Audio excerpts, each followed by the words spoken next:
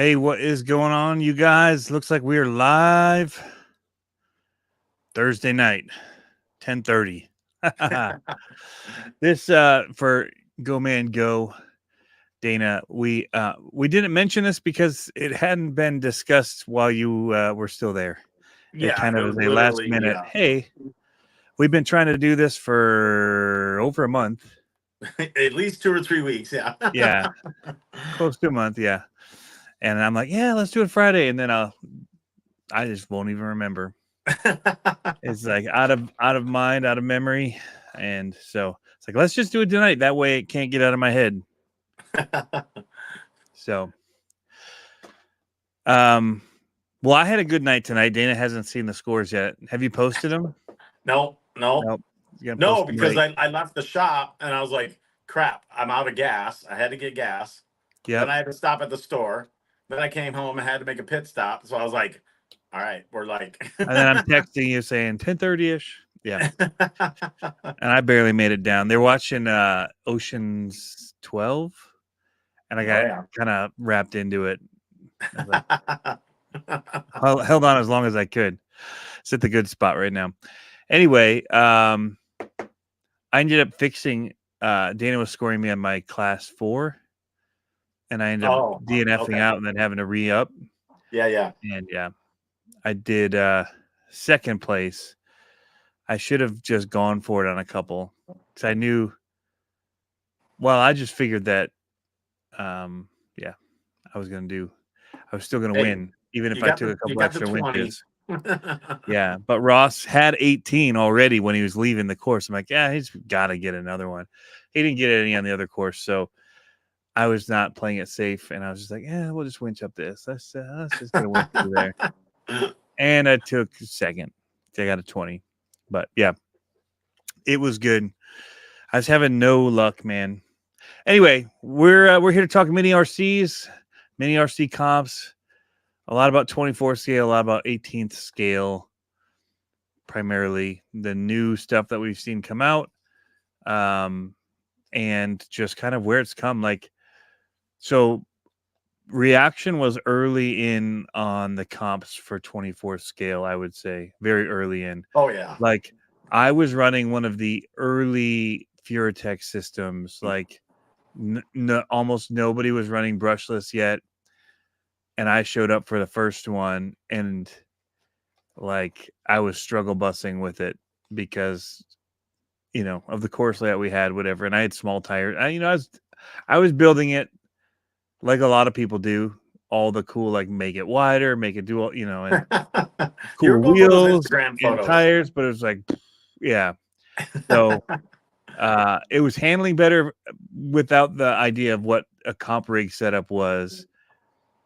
And I did all right, actually. Like, there was just one where I just couldn't make the hill. I didn't have enough wheel speed with the early Furatech to make it up. And we didn't have winch sticks back then, or winches. And so it was just basically like, hand to God up.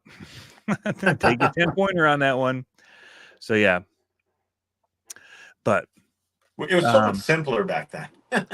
It was and it wasn't, because to do a Furatech system was very hard. Oh yeah. The rig, like for stuff we're doing now, where they've kind of figured out and the market has kind of told them like, hey, simplify this, because selling a motor and then realizing that you have to either buy a mount from Shapeways or buy their mount, or then find a pinion for it that would then switch your spur gear. I mean, it was nuts trying to it took like a month to finally get all the parts to do it. Right. Like, you're just constantly, one thing led to another problem, and you're like, ugh. And they finally simplified a lot of that. Yeah. Well, the early days. Yeah, I just remember comping was so much simpler. Comping was simpler too, yeah, because trucks would tip easy, so our gates were a lot easier. The courses were a lot simpler. But yeah, so you've been doing it, what is it, 3 years now? Yeah, just over 3 years. Yeah. And I don't have the date of when the SCX24 came out. I was still in Virginia. Been out at least 5 years. Yeah, and they were not super capable in the beginning. Oh no. And then Hot Racing was one of the early parts companies that was bringing stuff out for Yep. a long time. It was, and then the double barrel shocks, those came out and were gone. Yeah. Like I remember like back then, like, yeah, Enjora and Trio, non-existent, all these brands and, but Hot Racing, I was buying Hot Racing stuff, 10 of everything at a time, like whatever Mhm. they had in stock. And it was just like, I mean, And it wasn't a lot. They had axles and they were $50 a piece, front and rear. So it was like yeah, they were pretty $100. expensive. I think I still have some lingering around. Yeah, they were $100 to get a set. But even the aluminum steering links and, um, The brass Emax hexes. servo mount, remember that? They had the Yeah, first Emax. brass axle or no brass hexes, just all the little stuff in the early, Yep. hop up days. Yeah. Yeah. So it's evolved like crazy. Dana's saying he had to harass you to start 24 comps. um, Rick saying trucks and drivers have evolved, and that's very true. Oh, for Because sure. yeah, just even thinking through what we want to do, like totally different, It's such a game the way I think of it now. Like it's like you're playing a really fun game. We've now learned what tools there are in the game, like what like hop ups and what things work pretty good. The winching and when to reverse, when not to reverse, like that kind of stuff is all part of the game, like figuring out when and how and where and how your points add up. And so yeah, it's because I would have never thought I got 20 points just straight reverses and winches. Right.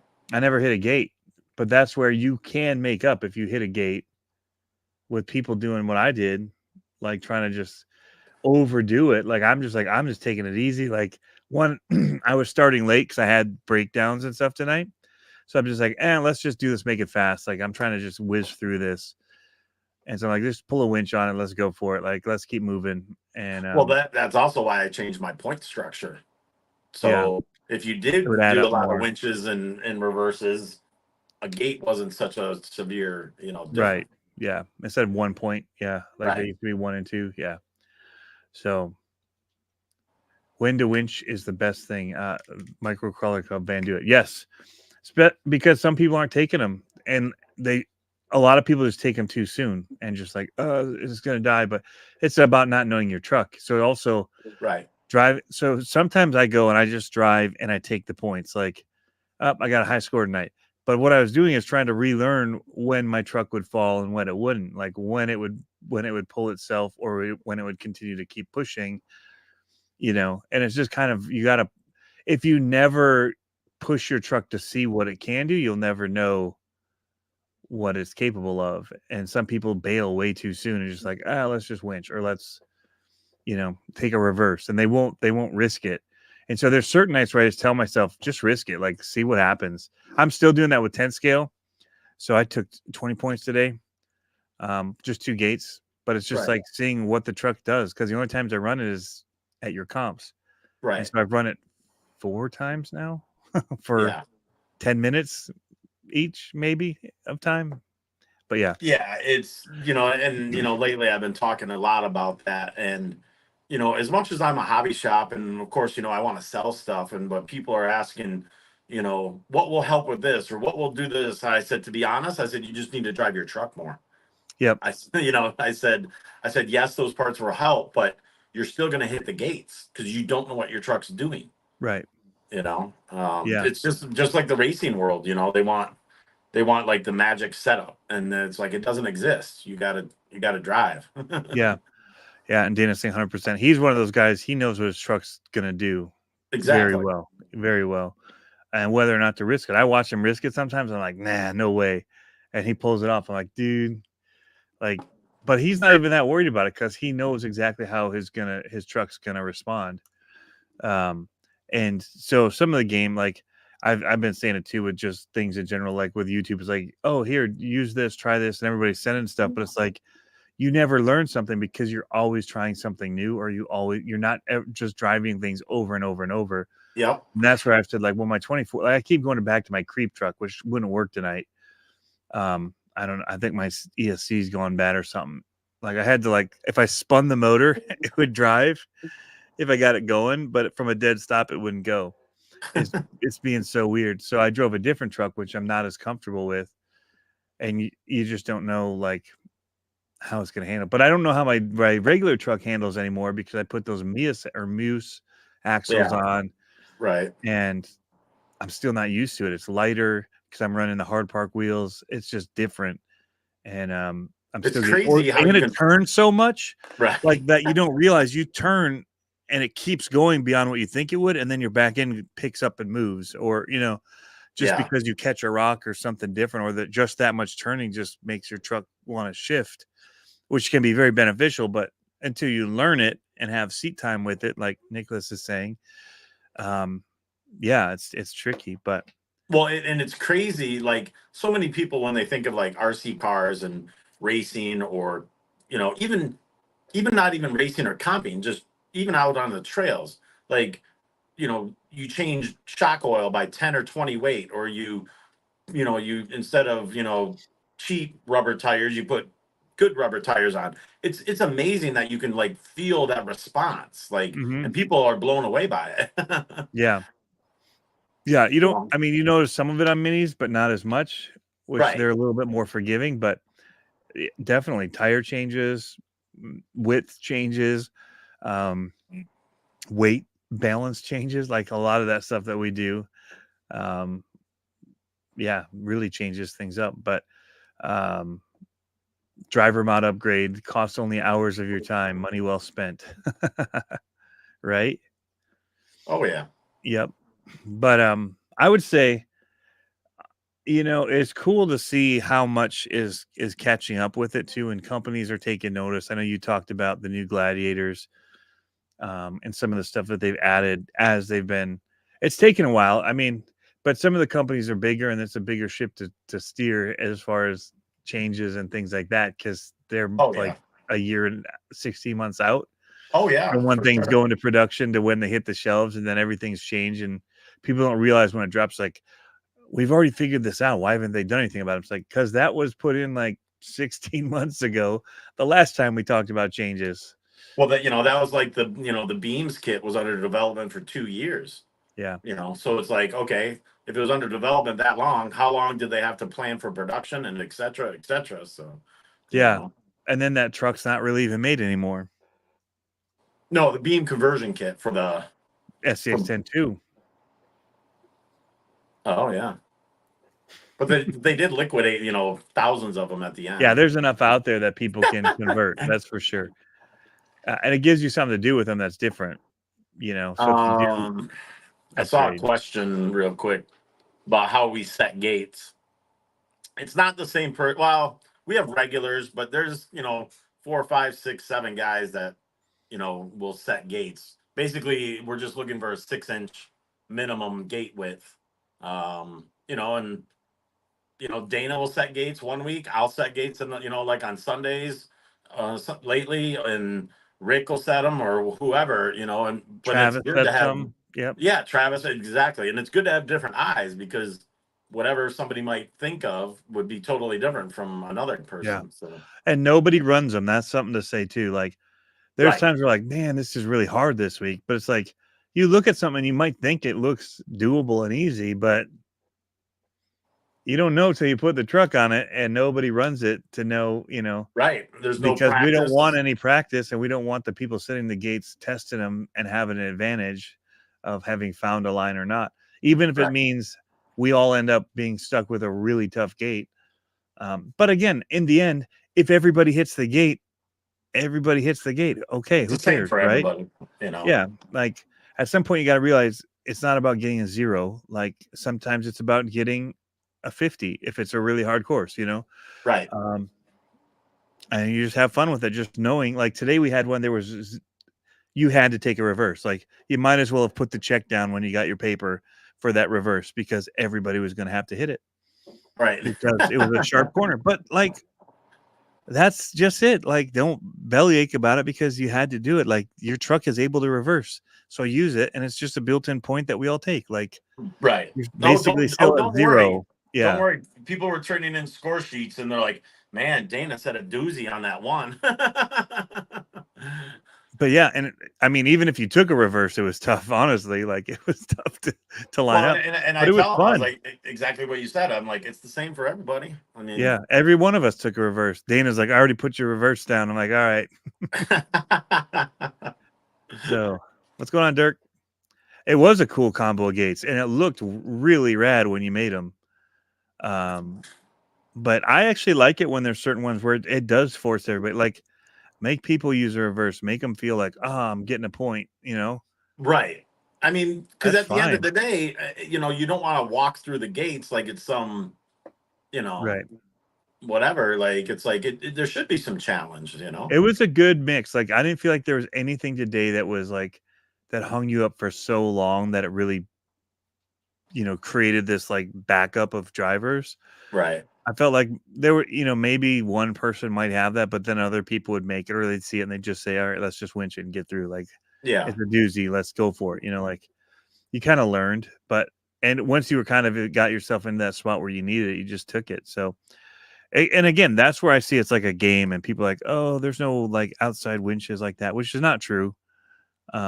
Because if you travel in a group and you play in a group, your friends have winches that could hook on to you from outside of. You don't have to have the winch on your vehicle, and that's basically what it simulates: is having another truck there that's helping pull Right. you through You hook something. up and they flip you over. So I Yep. mean, that's So, um, so that's never been an argument that I hate, and it's part of the game. Like, you learn to play a game, any game, and you start learning what you can and can't do, and you learn when you want to use one. And some people rely on it way too much, and it hurts them on their score. And that's again part of the game. Like, just because you can doesn't mean you should.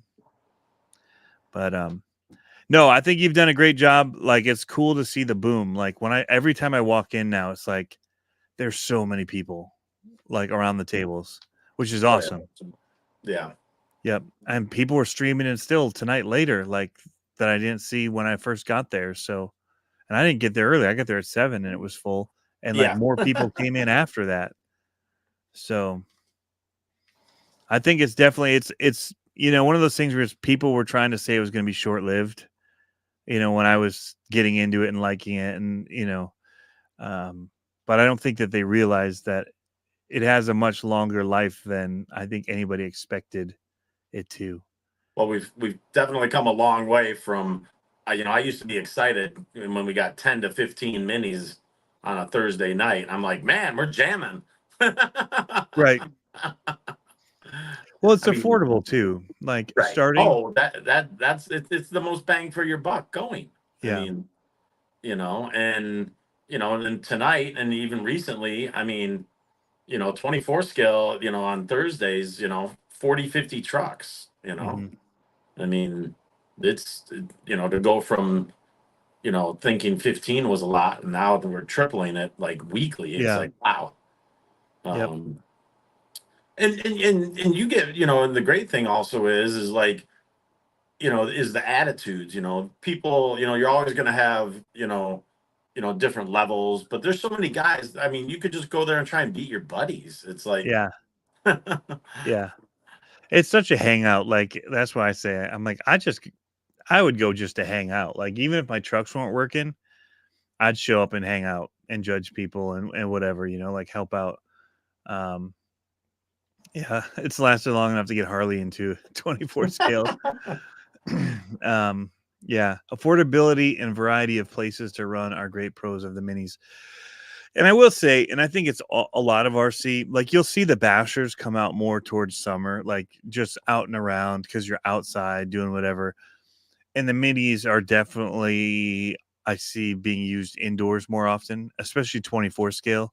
18 scale is a little bigger. They move a little better. You can get over a little bit more outside. yeah, but as you know, it's still, still pretty specific Even when if I you was doing say, it outside, I would still do it within a controlled space of right. about 30 feet to 50 feet.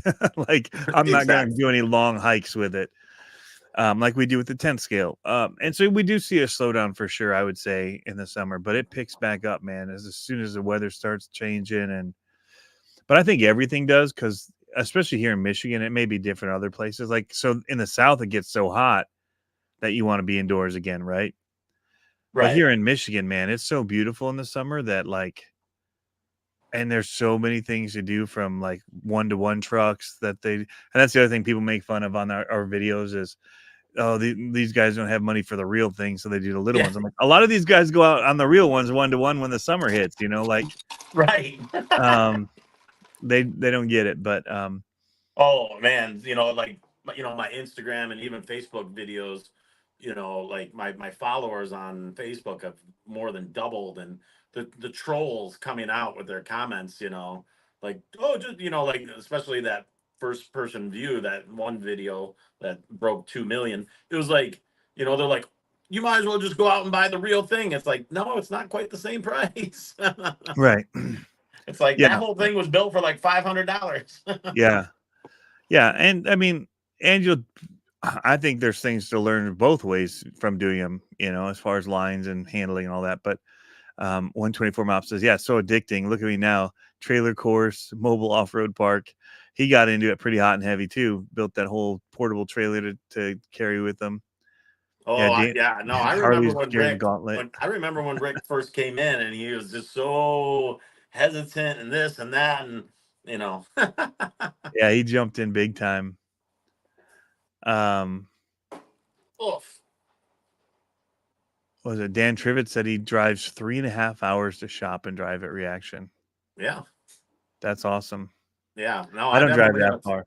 I have a definite 3 hour drive radius for sure. Yeah. Yeah, there's a lot within 3.5 hours to come on in. Oh yeah, up north in Chicago and Indiana. Well, I mean, Nick lives in Ohio. Dang. He lives in Ohio, works in Pontiac, and then comes over and comps. Dang. That's a haul. Sheesh. And he lives that far away, and I consider him one of my regulars. He comes so much. Wow. Nicholas D says it's fun to hang out. That's what convinced me on Reaction. Went there without a truck. Everyone was having a great time. Yeah. Yeah, I mean, the courses are awesome, and they just keep getting better. The paint one makes it look cooler. I mean, it just feels, the textures and the changes, it just makes everything, the whole interior feel different having the color on the Oh yeah, courses. It's just totally made it more dimensional, I would say. It's right. super cool. Features stick out more too, so you Yeah. can it changes the way you see things and everything. So Yep. I'm still a big fan of the 24 scale. I know all the companies seem to be pushing the 18 scale. Everybody but Axial, right? So, and even a lot of the companies that are aftermarket are pushing them wider toward that 18 scale. Maybe they're still running the small 24 scale bodies. I don't know. There's something about the body size and everything to me that's just, it still has more of a draw to me being smaller than the 18 scale. But right. especially when we run the smaller courses in our house, like we're having a group at our house now from our church, and we have all the 18 scale FMS and stuff out, and they can hardly get around on the courses, as far as they're just big enough that it doesn't feel like there's a lot to do. Where I put my 24 scale out there, and it just feels like there's so much more to roam and run. And so I still like that for the small spaces, like indoor or whatever. I just am a huge fan. I know the new Red Cat seems to do pretty well and shrink itself down pretty well. I've seen Dana's is Dana's almost 24 scale with his width and all that on there. Yeah, But I mean, I don't Dana like, is a yeah, 750-gram beast. as much as FMS would want me to say I love theirs, I don't think they're upgraded as good as a SCX24 upgraded. I don't enjoy it. TRX 4M, I want to love it, but again, Well, it's I bulky. mean, Like they're big. They're just a size that I don't want. Like it doesn't have that cool Mini Z flavor to them that are so small that it has its own big following that the Mini Zs have. Even right. like the 16 scale little carpet racers from Losing, whatever, never really caught on like the going all the way down to the Mini Z racing. You know what I mean? Like, cause like it kind of works on the bigger courses, but it doesn't, and it's not small enough that you can just do it in a basement or, yeah, it just Well, isn't my and the thing jam. is, the thing I kind of see about the 18 scale is Axial, released, the 24 like 5, 6 years ago or whatever it was, and they were the only game. So it's like these 18 scales. I'm not saying Traxxas doesn't sell a ton because they Oh, I'm do, sure they do. and but it I don't know if it'll ever touch, the 24th market. I mean, Well, the thing with the 24th market is there's the bodies that you can get from model cars. There's a lot of things that work toward that being a cool, like there was just an oh yeah. aftermarket before they even came out. People were like, dude, I'm taking my model car body. I'm going to chop it up and I'm going to stick it on here. Like, Well, yeah, look at Jason and the diecast stuff, bodies and whatever, mhm, and you're all this stuff just fits right there.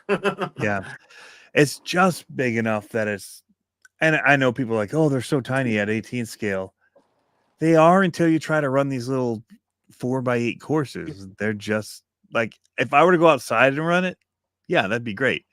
And they gear it toward that, like a small kid's first RC or whatever. But I know a lot of people are trying to do more and more comping with them, but um, I don't know. Just I I thought that we'd see a ton of Traxxas stores that are only Traxxas start doing basically what you're doing in order to draw people in. I just haven't quite seen that yet. And maybe I'm not looking hard enough, um, It doesn't exist. but yeah, just chuck it into your backpack, the 24 scale, like George Coster's saying, Right. um, and be out hiking. And they just plop down when you're at a campsite or you want to sit down and do something, or you find a really cool spot. I've talked about like taking mine with my disc golf bag. I could throw it in the top of it, way Right. easier than an 18 scale would fit. Way easier in there with a radio and be ready to go. If I found a really cool set of root structures in the woods, or that when we're out looking for discs, or a cool little rock garden of sorts, yeah, just drop it down and have a little, have a couple gates in my backpack and do a disc golf / RC comp with buddies kind of thing, where you're like you're doing Right. both, you're competing on both at the same time. It seemed like it'd be a blast. So, but yeah, I mean, I get that people can do more with the 18 scale out of the box with axles and different things, but I've never felt the need for full on diffs in them. Like, I've been completely happy with and easy to work on. Holy crap. I've got a bunch of those FMS now with just blown diffs in them that I got to fix. Tell you what, I never blown a worm gear yet. Oh, That ain't right. happened. That ain't happened. Haven't blown worm gears. Snapped an axle, which is or drive shaft, which is a really easy to fix on the SCX 24s, and I don't have to go through portals to get to it. Like simple fix. It's just so easy to work on them. I just I think they've That's got a the other cool thing. thing. I talk even on the 10 skill side. I talk with guys about portal axles, and whatnot, and I view it as something more to go wrong potentially, and like you said, just working on it compared to a straight axle. Like Yeah, it's an ordeal. It yeah. adds. I think Traxxas was smart in that they came out with straight axles. Um, on them, like because most of the ones that I have that have portals on them, I just end up catching you get stuck on the skid plate because they haven't overcome that. You clear things with portals on your FMS or Straight your axle Traxxas came out with straight axles for what? the TRX4M straight axle. Oh, Yeah, right. Different. yeah. They went straight axle. Um, Oh but yeah, yeah, yeah. the portals of like the FMS and the Hobby Plus and all that, like it's cool. Like, oh, I got over that, and then it's like, bam, you're stuck on your skid plate because you just don't. You're not thinking the same way you do if you've got, and you're not driving the same way as if you've got solid axle. Just put 74 millimeter tires on. You'll be fine. Yeah, I did. I still hang up on it because you think you clear it and then wham. But yeah, I know it's one of those arguments that everyone's going to have their own personal preferences. It's just mine. Like I would any day of the week choose a 24 scale over any of the 18 scales out there, even though I know I have to put a crap ton of work into it to make it good. It's just the brakes. Like if you buy one and you want, like the 18 scales do handle better out of the box, hands down. Any of them handle better out of the box. But Axial's been doing a lot of updates. You know, they have. They could still use some help. Well, I didn't say it was perfect, but you know. Yeah, and I haven't done the Red Cat yet. I've driven Dana's, and that's just not even a fair comparison. No, Dana didn't even drive his stock. No, and his is baller, man. I have more parts off of Dana's stock truck than he has. Ascent portals are a huge upgrade from the FMS. Okay. Yeah, it's just it all adds to the extra work. Like one of my favorite things, like I busted my truck.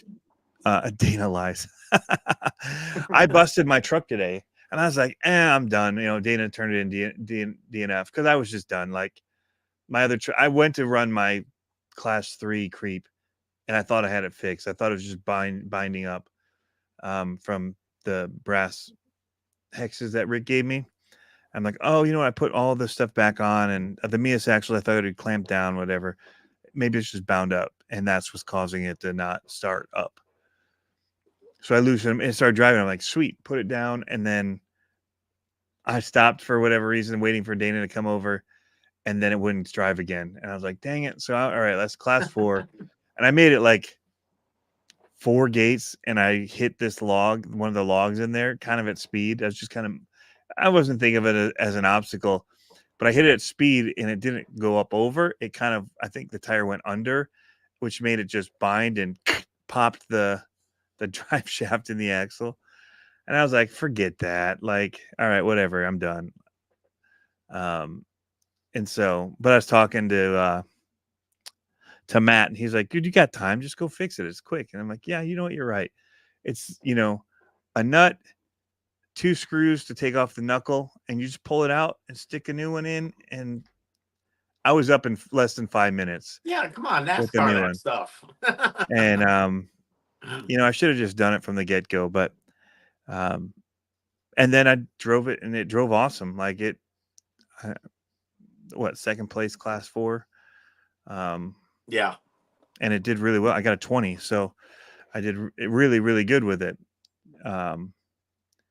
But if I'd have had to deal with portals and all the other stuff in getting into that, then it'd be like, It's like me with those FMS right now. I'm like, I kind of just want to give them to the kids and be like, hey, here's a project for you. Here's the instruction manual. Here's a set of diffs. Go ahead and fix it, and you can keep it. But I'll end up doing it. But I just got so many things to work on that. I will tell you, though, you know, the Ascent 18, of the 18 scales that I've tried, I mean, the FMS Blazer was a pretty good seller. But, I mean, the Ascent 18 with that price point, I mean, and I got all the upgrades, you know, and some of them are definitely required. But, no, it's been a great release, you know. Yeah. Even though I know you favor the 24, so I'm just, overall, it's been a solid release. Well, I mean, and if we set gates for 18th and we did one of the courses as 18th, I might be more interested, but there's nobody around here running 18 scale comps. And it's just like, I've literally got 20 18 scale, and guess how often I run them? And I'm open to the idea. Yeah. I'm open to the idea, but see, that's the thing. We had 45, 50, 24 scales tonight. We had 27 10 scales. But dude, a lot of those guys used to come with TRX 4s. Remember that? Ross and those guys? I know. I'm not opposed to, you know, but I think it would have to be another night, maybe. Yeah. I mean, at least to try it out. Because, you know, it's just tough to get the same crowd of people out that love minis to do 2 different scales and give up 2 nights. And that's why you put 10 scale and 24th on one night, is because it's so hard to do. Like I'm doing 10 scale now because it's the same night, and I can just come out one time and do it. Right. But to give up a whole nother night is tough, you know. So it's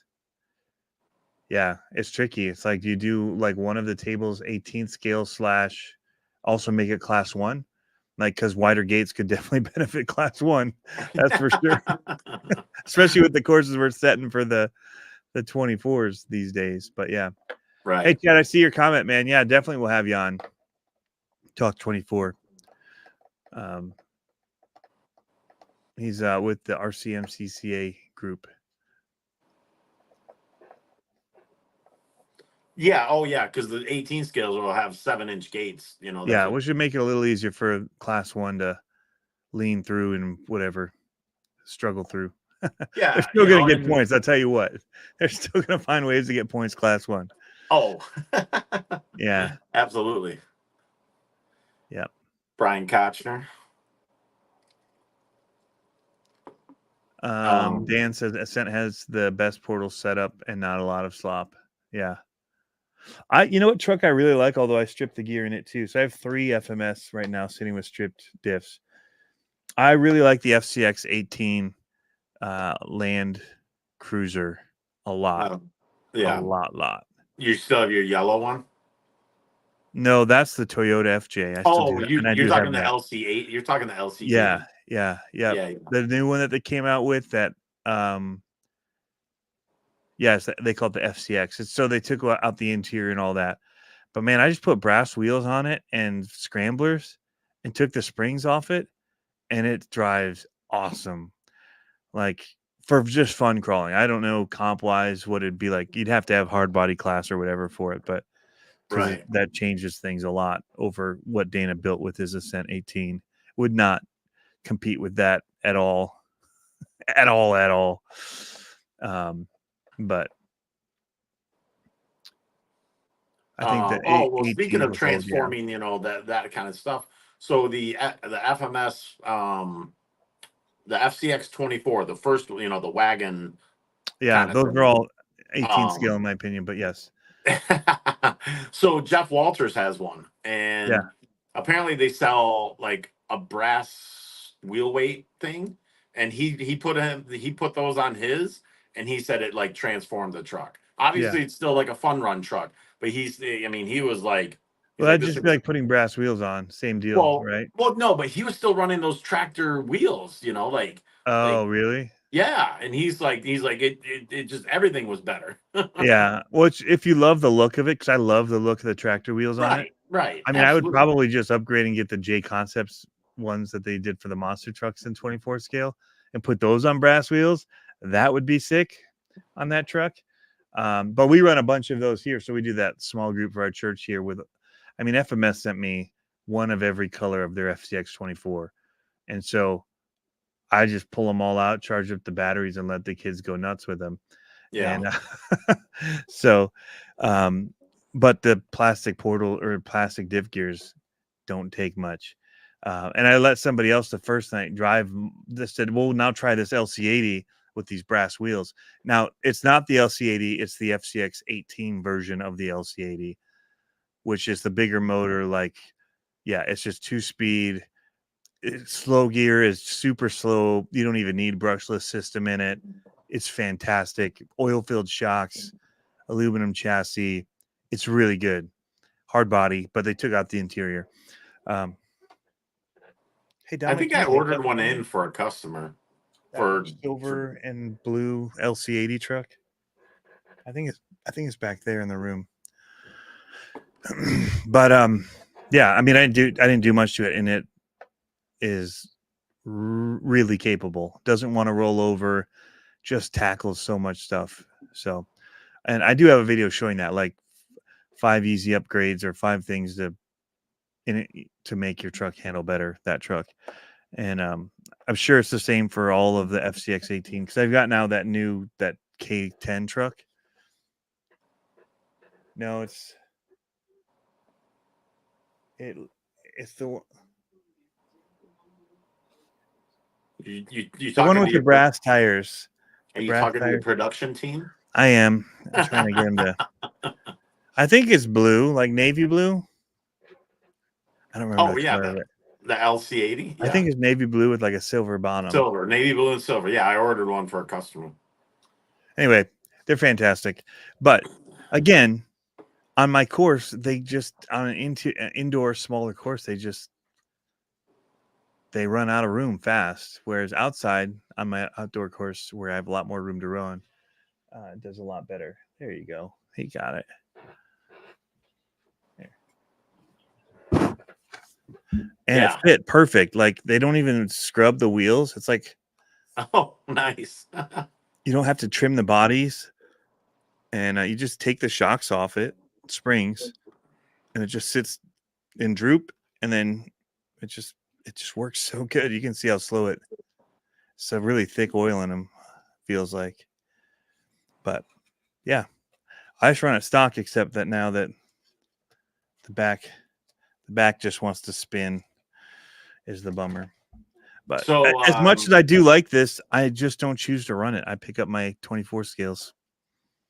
You know, so as much as the mini market needs, more tires because there's not a big selection right now. So now there's another brand in the game, A brand, and a new brand, a new company, that? a new. I don't. Dana and I are not sure how it's pronounced. It's either Louise or Lewis. Oh, I've seen this. Yes, like Lewis. Yeah. I'm like, what's this Lois or Lewis Yeah. tires? So I can get them, and they're in Yeah. stock. And Dana ran them tonight, and because Dana's Mr. Tire guy. He has more. Yeah. He has more tires than me, I think. But Yeah. But yeah, no. So they have like 3 new treads or something, new designs. I mean, you can tell something's hot when everybody's jumping on the bandwagon. Well, that or they're curious what a RC tire company with a woman's name like that is for. But yeah, we might be targeting you, Dana. It's possible. Yeah. I got the Louise tires. The what? Louise? Yeah, You ever heard trust of them? me. When It's I kind got of the a big deal email, right now. when I got the email from HRP who imports them, I'm like, that's where I saw them. Was HRP sent an email? That was it. I was like, what is that name? Yeah. Huh? What? I didn't even look. I didn't even open the email because I didn't like. And then because I was like, what is that? What do they sell? And then all of a sudden Dana walks in with a set of tires on his truck, and I'm like, really? Yeah, Louise RC, and they sell 2.2 tires. And they've got, they sent this whole thing of, I mean, there's something lost in translation somewhere that I don't get. They got to think about their names a little better. Louise 1.9 tires, the Ardent, the Champ, the Griffin, the Rowdy. Yeah. And then where's the Louise RC tires? I got 8 emails from them. I mean, they're pushing them super hard. So they've got mounted in black wheels. Here, I'll just click on the link. We'll just show. Now the graphic is cool. Don't get me wrong. Like, I'm all for the green and black logoing. You're a little biased on that. A little bit biased. But yeah, so but that's the thing with this. The market is crazy. A little wide, but great compound. I don't know. He's going to be selling them in a week. And he's going to be running Scramblers for life. Scramblers again. I've got he's running them tiny tires. Okay, class 2. I've got 20 or 30 pairs of scramblers coming. So that's good because I need more. I know you're short stocked, so I usually have like 5 pairs waiting, and I don't right now. I have 1. These are all their 1.0 tires right now. No, these right here. The Uphill, the Champ, the Mallet, and the CR Champ. Instead of Mallet, they should have just called it Mullet. That would have been sweet. That'd have been even cooler. And then that was a 1.9. It doesn't look bad. Pattern wise. Right. And the compound, like you said, it doesn't look bad. What size are they? 57. Yeah, 57 mil. I think all of them are 57 Right here, mil. So it's a great 57.1. Oh, it it's another just squeaks in. yeah, it's a great Just option for class 1. So or not, sorry, class class 2. 2 I meant. Yeah. Reaction class 2. Yeah. Mullet is more of a J Concepts type name. Hey, I'm all right with that being their type of name. Hey, I'll text Rona. I'll text Jason Rona and be like, "Hey man, we got your next tire name. Mullet." Josh Martin got the Charisma truck. Awesome, dude. You could probably see that there was like 0 scratches on that thing on the bottom. It did not get much run here. It came at a weird time with our move. And Double A, we're yeah. talking about 24 scale tires. These new, well, new to us, new to the US. Louise started the name in Australia, Slater's RC says.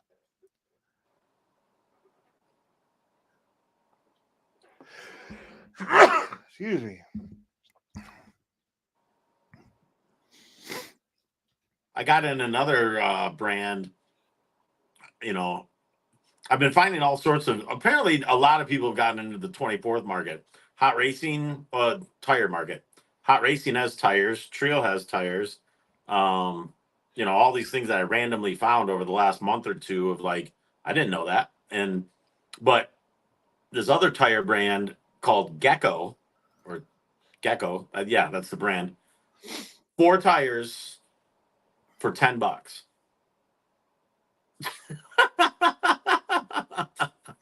Now, if only they were good tires for $10. I sell out of them. I mean, they feel pretty dang good. Wait, 1.0s? Yes. Has Dana tried them yet? No. Then I don't believe you. If you've had in $10 tires and Dana hasn't bought a set to try, I don't believe that you've ever had them in. I don't even know if he's even heard of it. What are they called? Gecko? Gecko. Like Gekko. Like they're A Main distributes them, you know, because I was searching randomly for something and all of a sudden I Here stumbled they are, upon mud this. tires. Gecko NEXX. That's who makes it. Next. Oh, is it next? But Yeah, there's NEXX. like 4 different, like, I don't know, 3 or 4 different treads. Like, I don't know if Yeah, they but it's work still for comp. NEXX Racing Gecko. And then they've got mud tires, off-road MT tires. They've even got mini Z tires. Those are only $6.99 for a set of 4. They don't look great. You know, never judge a book by its cover, you know? I mean, it just could be a bad photo. But that tread,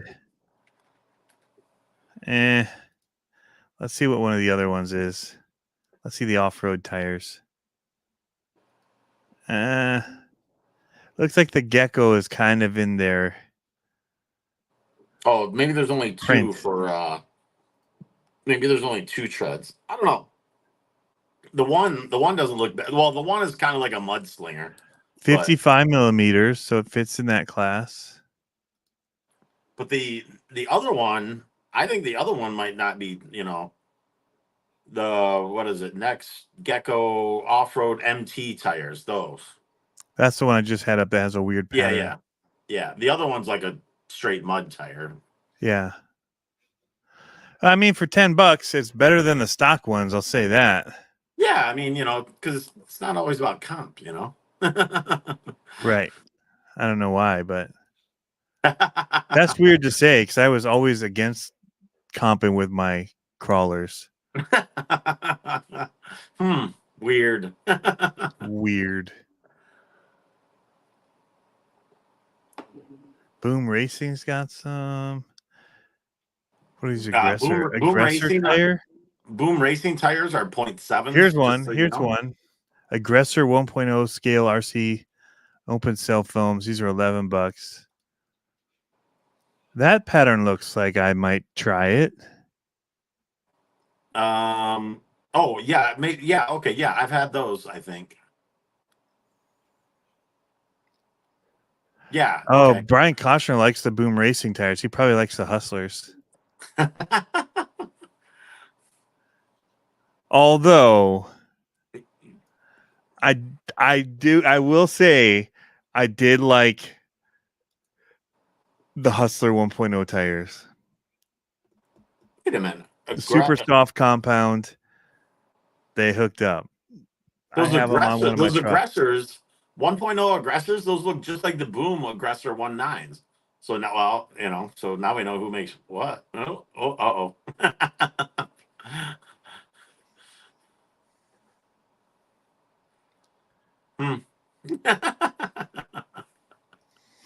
Here's the next racing site. Whoops. No, go back. Boom Racing has good tires. Like, I almost feel that, like, because I used to have them all, order from Asia Tees, and maybe I need to get them back in, but I swear, like, 24 scale comp tires or just tires in general has become like motor of the week for racing. Like, it's like, tires that I sold a year ago that I couldn't buy enough of. It's like I might not even have them anymore. Right. But there's because there's so much now. Like, yeah, for tires. Yeah. And that's why I'm not running those. Hustlers I had are small. And so but they were good but I mean the scramblers before we had real classes and tire sizes for classes, I just took them off because it's just easier to go with scramblers and whatever.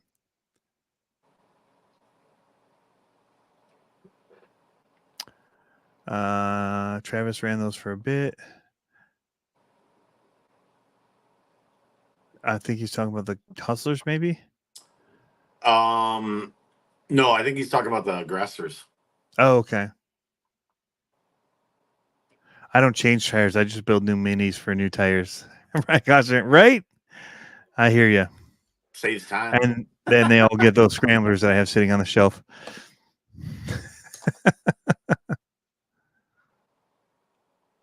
Mudslingers have been around forever, but are still a good option. I think so. They're a little stiffer because of the size of the lugs, but so they don't wrap on rocks quite as well. But if you have a lot of dirt, they're good. Well, you used to run them a lot at my place, sometimes, or quite a bit. I mean, yeah, but we quickly changed to the scramblers after running them.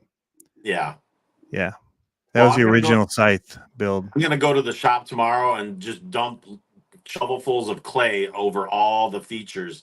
So then we'll bring back in, mud tires. Yeah, exactly. Big treads. They're coming back, and then have Dave come and dig holes. Yeah. Big tires. All right, so let's talk gauntlet reminder. 3 days this year. Yeah. So for Sunday, people that want to come in for the gauntlet. And actually I saw somebody asking you if you're gonna do the stuff at Axial Fest for the minis. I am still waiting to hear back from them on that. So we have offered them up a couple of different ideas for the 24 scale, and they're on board with wanting to do something 24 scale. I need to get back in touch with them. I'd responded to them or I sent an email. They said, we love the idea. And I said, all right, here, let me give you contact info and whatever, and you guys can start working out. And I don't think anything's been done yet, but it's a big ship, man. They got so many events that they're focusing on, and it may not be the first one. So trying to get them to think about that one while they're also thinking about the other stuff that they're having to get going. They just got a lot on their plate. So I'll reach out to them again. There should be that's the one Horizon event that I'm planning to go to this year. It's Badlands.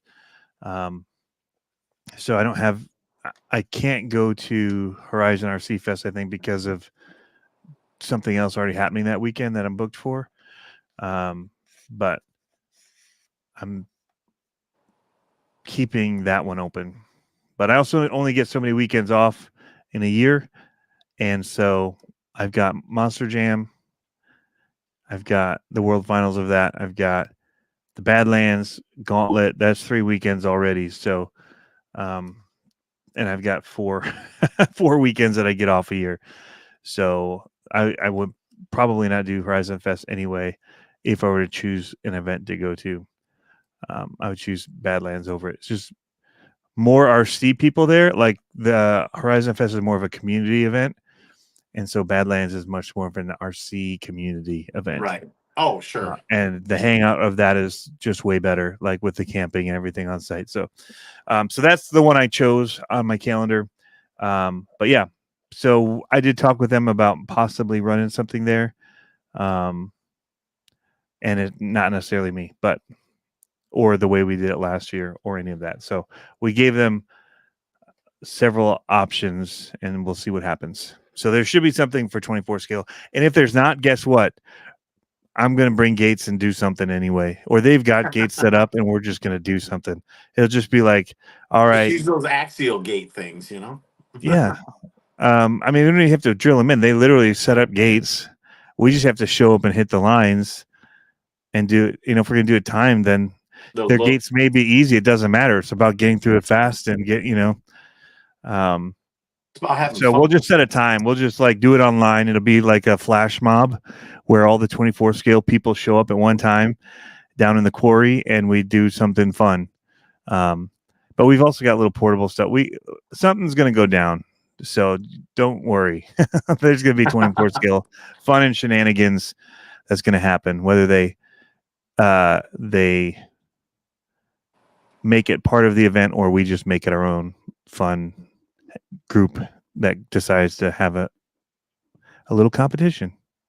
So the Horizon RC Fest is in Illinois, Mason. Yep, it's Eli Field.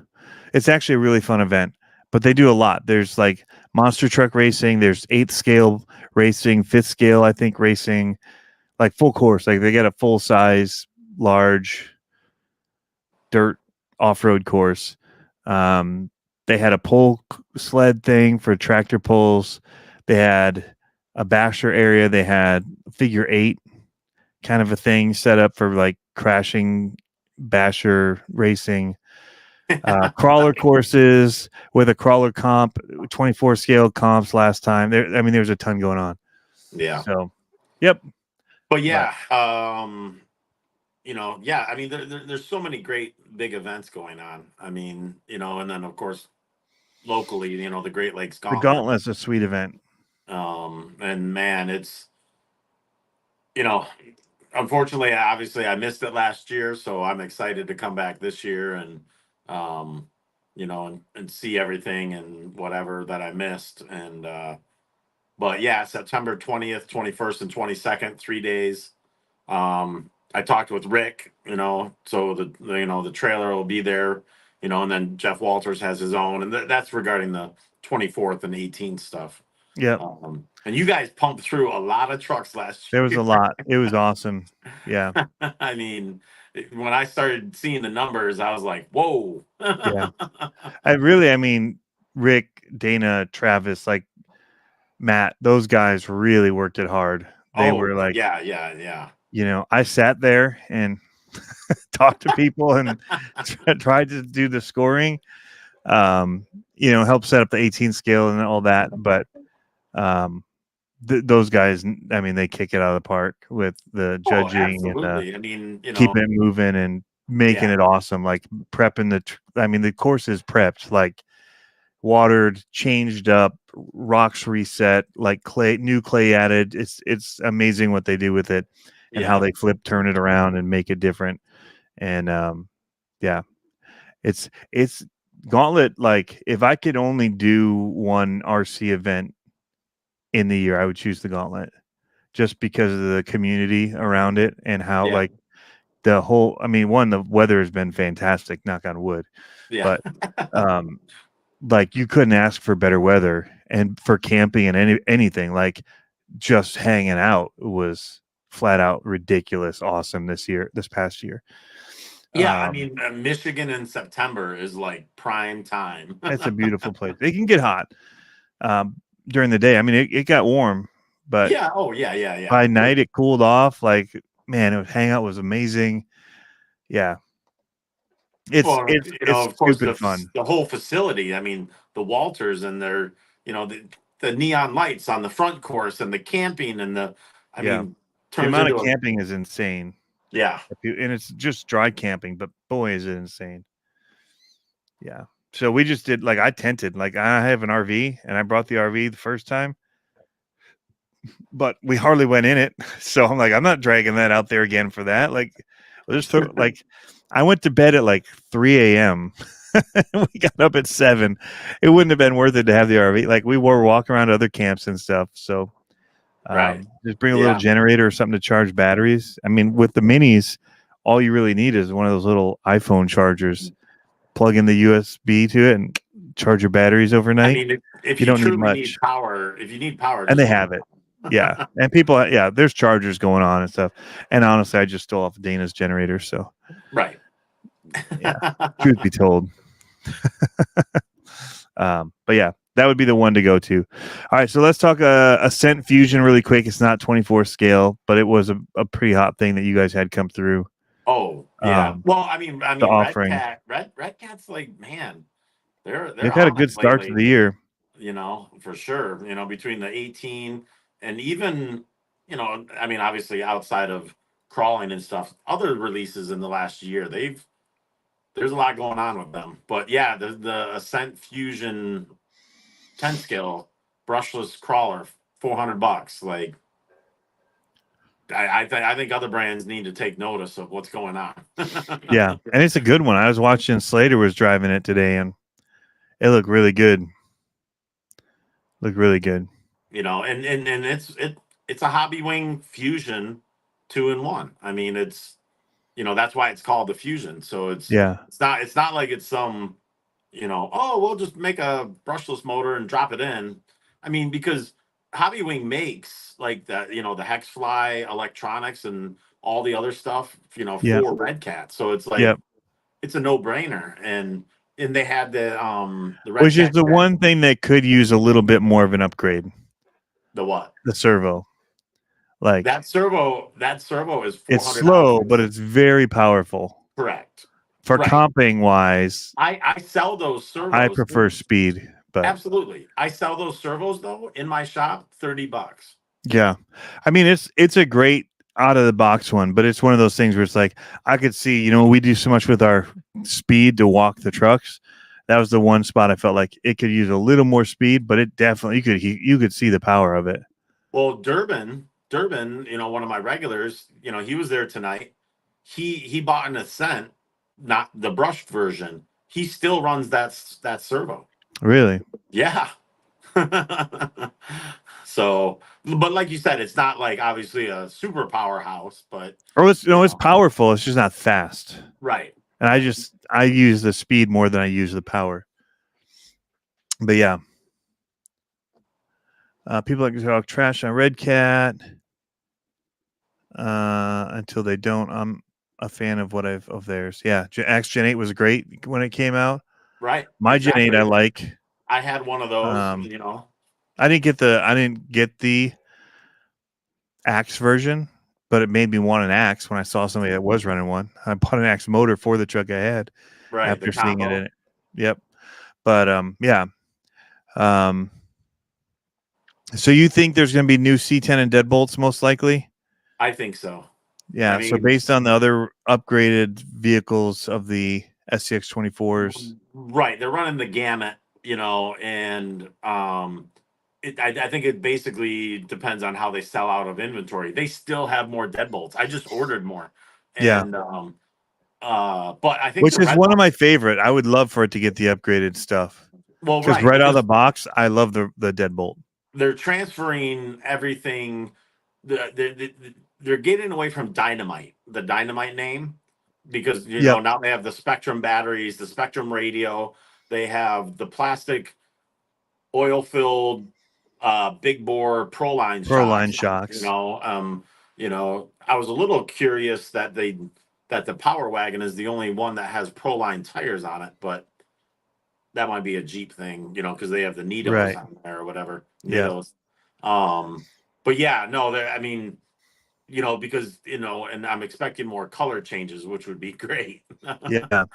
Yeah, I could use a refresh. Although I like the green army, like the dark army-ish green kind of color for the Yeah, deadbolt. yeah. I'm just I did saying not something like when they that, you changed know, it to the blue and the silver. Like well, that truck like screams to have an army look to it. Like at least oh, keep sure, that. sure. Well, I mean, But- the Gladiator, they brought 3 new colors. So right. it's like, who knows what they'll do. Yeah. You know, and that Kawasaki green on the Gladiator with the green wheels, Looks man. really good. Yeah. Yeah. They need something that it has pop. So I'd like to see a 24 honcho. Not as much as ooh. I would like to see a 24 scale Unimog, but I would like to see a 24 scale honcho after they come out with the Unimog that I was told that they would never release, which I think is a big mistake. But It's that's kind of me. niche. I don't know. I think a lot of people want it. So it would sell to the RCers. It wouldn't sell to the general market buying them. Right. Yeah. But I know a lot of RC people who would want the Unimog. But yeah, it doesn't sell outside of that. So you're talking like small batch, like 2,000 trucks, maybe something like that, versus Right. 20,000 trucks. Exactly. Yeah. So I get it. Not worth the designer's time. That would be cool. And 24th honcho would kind of be, Yeah, know. especially with all the winching and stuff we do, having something with. That's why I love the deadbolt. Just the frame rails that just throw a winch stick on and pull it whichever way you want. Yeah. And then, you know, in the real world, you rip your body off your car. So What if you no? Not if you're going to the rails on a deadbolt, right? what rails? What The rails? the rails. The deadbolt has the cage. I So know, but you're going straight to a cage. but is that welded to the frame?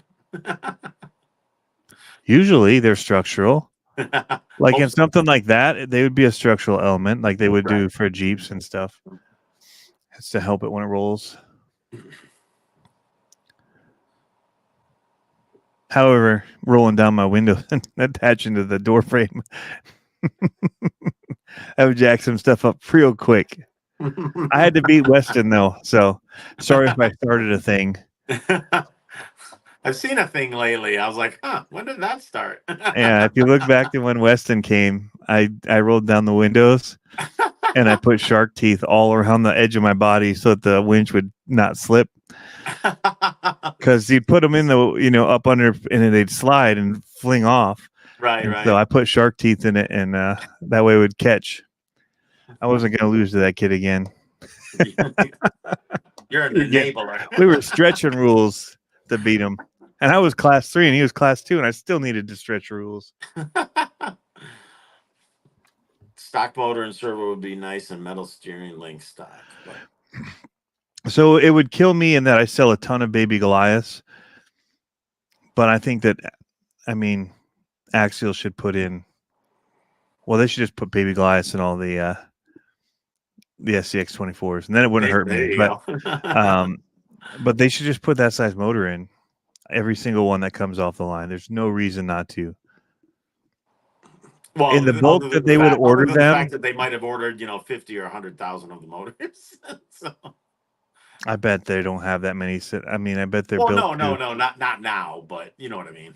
Yeah, I mean, it's such a simple upgrade.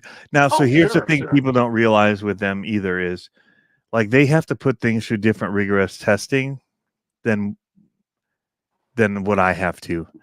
Like, if I want to sell something, I don't have to go through all the. I mean, in order for them to sell them in stores like they do so many tests with their things in order to make them be in compliance with whatever compliance it has to be in with, and so for them to change out something like that is a bit bigger of a deal, but I think with as many as they sell, it's worth it. Well, and the other thing is though, is, in the 24 scale market, as we were talking about earlier, has changed so much, in the 5 years or so, but they're also basing it on the box stock weight of the truck. Yeah. It doesn't matter. It still doesn't have any grunt to it. Well, right. It's still lacking some grunt, but I don't, like we said, I don't know if the original idea of releasing this was probably not where it's gone. Right. But it would be so easy to adapt something like that, in my opinion. Sure, And the amount of sure. years that they've seen it now, like, okay, let's throw something at it, but or sell it as an upgrade. But like, I mean, they decided to come out with that one Spectrum brushless, they'd have been better off putting in a baby Goliath into all their trucks versus coming out with that Spectrum, whatever that was, for a brushless system. yeah. And I'm a Spectrum fan. Like, I like Well, their radios. I like whatever. I I couldn't run that. Like, it doesn't serve any of the market that would serve in somebody that would buy that as an upgrade. If it was for some kid taking it out on the trail, they just keep running what they got. They don't need a trail brushless censored motor to put into their truck. right. That brushless system is totally geared toward people that want Yeah. extra performance in the way that they're being used for crawling and not for speed for trailing. It was a big blunder, and the sales on them kind of point to that. Their sales did Well, not go well with them. and I had some early knowledge of that thing, and I didn't expect, yeah, exactly. And then I was like, whoa, okay, wait a minute. Yeah. Yep. Because I was actually contacted, and I was like, but I didn't think it'd be executed that like that. Yeah. It was just it was a miss. I don't know.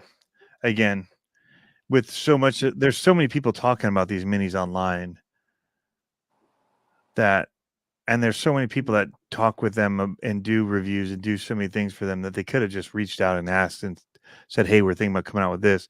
I could have told you right from the get-go, from the brand that they went with to make that there was no way that they were going to develop something that was Right. with that system that they were using. Like, it was repurposing something else that was not. Right. And like, when I kind of said good idea, I was like, I didn't think that path. Yeah. So, and that's me. I'm not trying to talk bad on them. Oh, Like, no, no, again, no. I think they're trying to get us stuff that we want. I just think it was a little misguided on that particular release. I run their brushless systems for my 110 scale, and I love them. Like, I think their 2-in-1s are great. I think they're not 2-in-1. I don't even know what they call those. Where it's separate, like, work really good, and I run them in my trucks. Because it fits in my ecosystem of Spectrum batteries and radios and all of that. Just makes it easy to see all the information on, and you can actually edit some of the stuff right from your radios. Like, why Right. wouldn't I want that? Right. So, Double A, the AX24 was a flop for him. Um, it was better than the SCX24 at just going over stuff. If you were oh to yeah. just side by side it, I it's just I think the shock length was just a little too much. That's yeah. what I feel. And it did what people want to see those do. With, again, if Correct. you're just rolling over stuff in your yard, when you start getting into comps where you have to force it, like, it could go places if you knew to, oh, let me just turn away from that, and then I'll wiggle my way back around and get up, and it could conquer stuff. It was awesome. Right. But the second that you're forced to difficult lines that make it start twisting up, and yeah, the shock length and the amount of flex that it had would make it difficult. In which case, it was great in that it kind of kickstarted our 4-steer class, but everybody's gone back to more SCX24 based chassis Yeah. and shorter shocks. Or maybe even stiffer springs or Yeah, something, yeah. Well, and a lot of us put weight down low on the chassis too to make it suck down those shocks. Sure. But yeah, I still think it's a fun truck out of the box. I don't think it's great for comps. Like, if you're going to do 4-steer and you have the time and money, you're better off basing it on a SCX24 and just Yeah. getting another rear axle or another front Yeah. axle. Well, yeah, micro crawler club, yep, he's saying flex is overrated. like you say, the Instagram photos or whatever, and then I built, that full out C3 truck, with carbon fiber, brush, brass reef servo, full load. And what did I put on it? Power Short Hobby shocks. internals, stock length shocks. Yep. Because it doesn't do the topsy turvy thing side to side, and it stays level more. Mm-hmm. Yeah, where's mine? No. I didn't expect to do well with this after I built it because it was so long. This is gladiator length, basically. By the time these RC Steve links went on, I was not expecting it to be this long. And everybody That's a was saying, limousine. change it. Huh? It looks like a limousine. It's super long, right?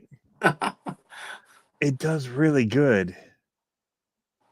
It does really good. But it is the same as... So like today, people were struggling with a few, and this thing just went right over the top of them because of the length. Well, But right, exactly. you get into certain ones where you got to climb, and that length will make it. If you get caught up on stuff, the link length will make it really. Look at how much it'll twist. Oh yeah, because of the links, right? Yeah, you need to post that photo on your Instagram after this. I know it'll get lots of views. Not as much as a bunch of old guys standing around a table. It goes pretty much straight up and down. Only one way, this way.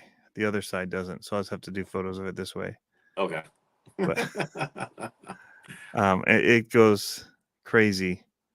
But it'll make it twist up like that. When you're going up a hill, the torque will make it twist. But it's done like last week or 2 weeks ago. I couldn't go last week because we had practice for Good Friday service, but on Thursday.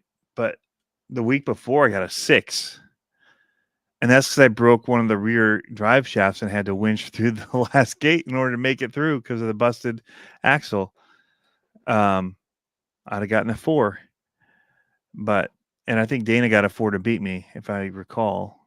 So anyway, it's taken second place 2 weeks in a row this week on a really hard course where everybody was getting pretty high scores. My class 3 got a 64. I got a 20 with this. And that was me just being quick and just taking, let's just reverse it. Let's just take a winch. Taking a bunch of little points to add up to that. But, I mean, we say it all the time. Like, somebody is in a gate or whatever, and they're like, famous last words. I think I got this. No, you don't. Yeah. Just take the winch, take the reverse. Well, and Dana was making fun of me 2 weeks ago when I was running. It's like, it's coming back from retirement or whatever, because I hadn't driven it in so long, and then it just did so well. And then again today, it just handled so good. But it is different.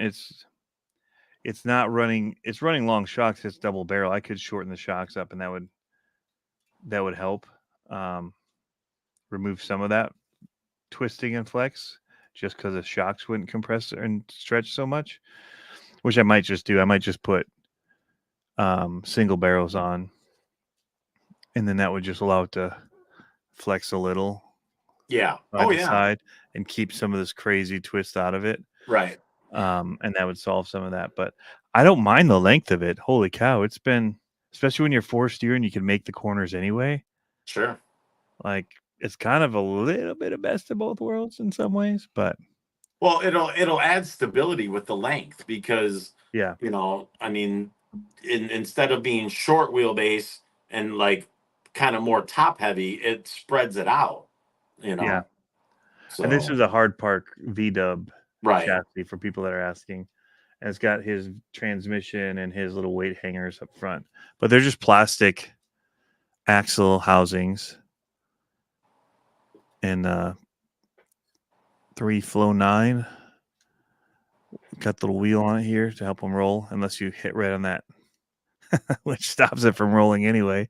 So I've got all these nice bearings. Yeah, that doesn't help having that extra long servo. It was a rush to get it out, and I forgot to go back and cut them off. Yeah, don't ask me about that part. tell me, tell me you need a lot of help without telling me you need a lot of help. Yeah. Oh, with the rollers? Yes. Yeah. I don't really think that they do a lot. Like if you're running most of them, they're going to push off it anyway. But I did get stuck on the actual servo horn today. That's why I was laughing about it.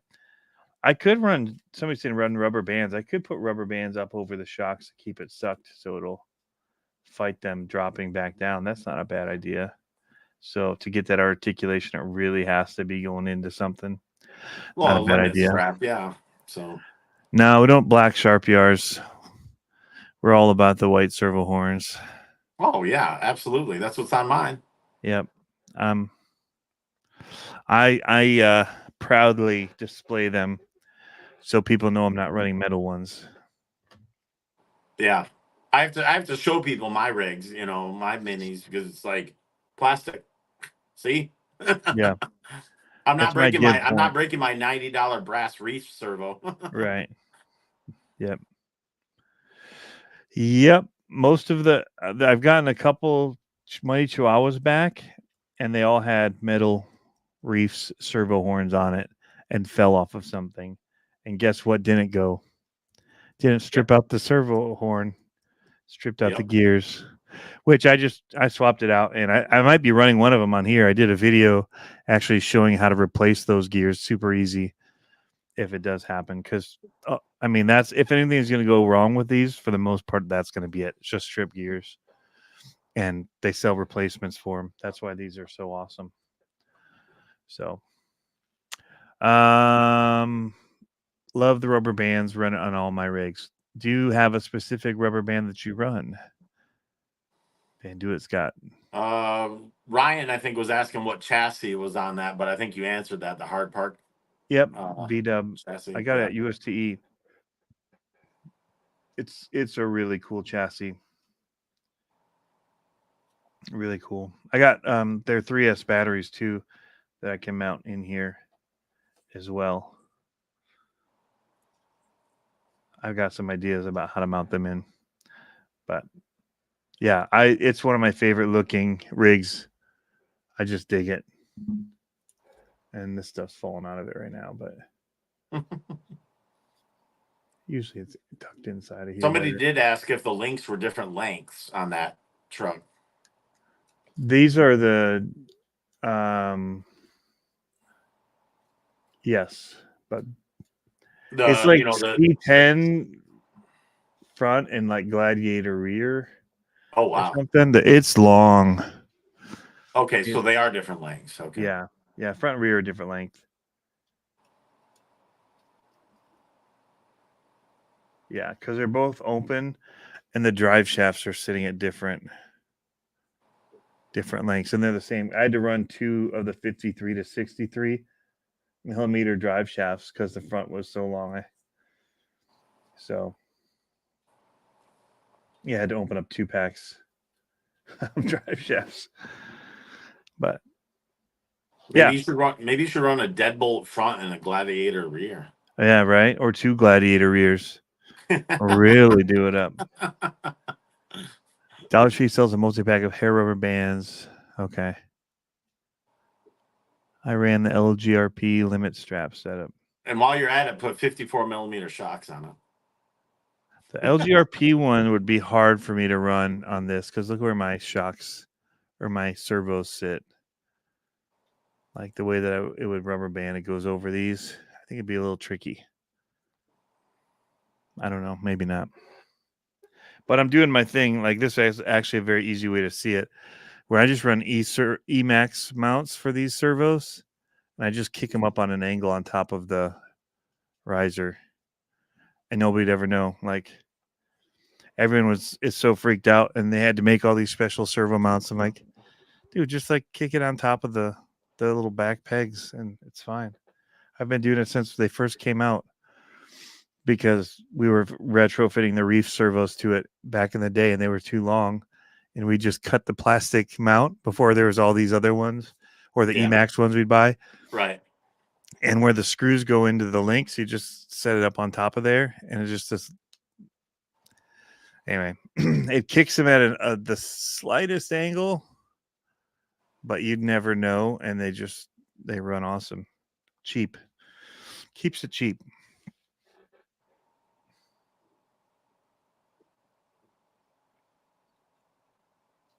$1.8 wheels. That seems huge.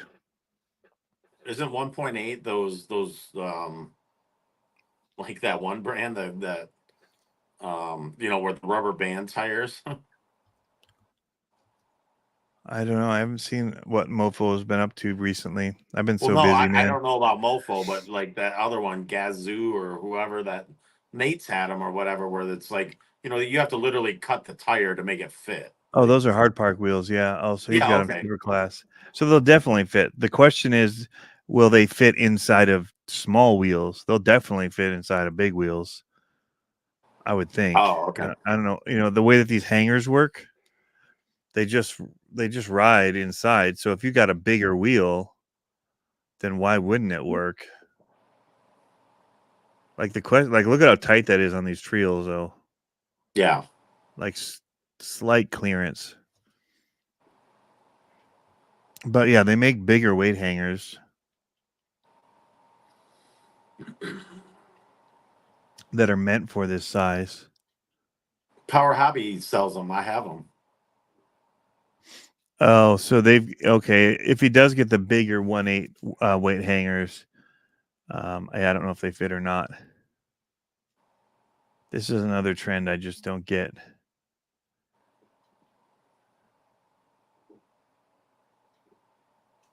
There's always trends that I don't get. I don't get it. At this point, they're not tiny. Right. Yeah. Get a big truck. If you want to do what big trucks do, get a big truck. Yep. That's like even in the 10 scale side, these class 1 trucks, 4.19 tires or smaller, and they want to do everything in their power to lift them and this and that. I'm like, that's why we have the other classes. Like, we don't need to blur the lines. How huge that is. They look like somebody stuck like 1/16 scale buggy tires on that thing. Is what it looks like. Somebody's just like mixing and matching. So this reminds me of like um I don't know, back in the day you'd see slashes with the craziest tires on them and you're like, what the heck are they doing? Well, the whole Max Slash thing to me looks like those really ridiculous slashes people used to build, and I'm like, what are you doing? Like, did you not, you just got whatever tire you could get from the $5 bin and slapped them on there? That's what it looks like to me. Like, oh, hey, we got a really good sale on 1/16 buggy tires, and so we just put them on our crawler.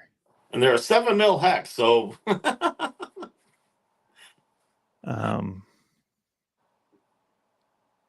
Yeah, just not my flavor of the week. And same with the Monster Slash thing. I don't love the look of it. I hate the big tire thing on it. Looks like that goofy like Lightning McQueen thing they did for like the snow tire look, kind of Christmas whatever thing they did. It just looked dumb. So, well, but overall, the diameter of the tire is still whatever, right? 65. Yeah, it's the wheel that makes it look goofy. Right, right. No, I understand the look exactly. So, Yeah, I'd rather go with these wheels they've got that are it. There's people that do this, and I love the hard park stuff, and they were one of the ones starting to do it, and I get it. It's their thing. But stylistically, it's not my thing. Like I've right. never been. I like a lot of what RC Sparks did, but I was never a fan of his crawler builds. With like, they just the style that he would use and infuse them with is not at all stylistically what I would choose to do with a real truck or a RC truck. And that's true with real trucks. When people get them and they go and you look at them and you're like, huh, those are not decisions I would have made with that kind of money into a truck. But to each their own. Let them do their thing. But hey, it's cool. Mofo saw people were doing something. He's always coming out with stuff. He's always creating cool stuff. So good to see him doing that.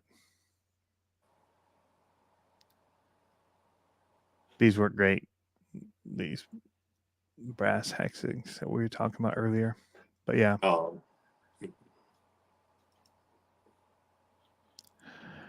All right. So what else do you see coming 24 scale? I don't know. I mean, man, there's so much right now. You know, it's hard to say. Yeah. Yeah. I think these, so people are talking about the 1.8s. The ones that I have seen them on that I liked are definitely more the competition crawler looking chassis styles where they're just Sure. Yep. not meant to look like that Jeep with them on it in that photo.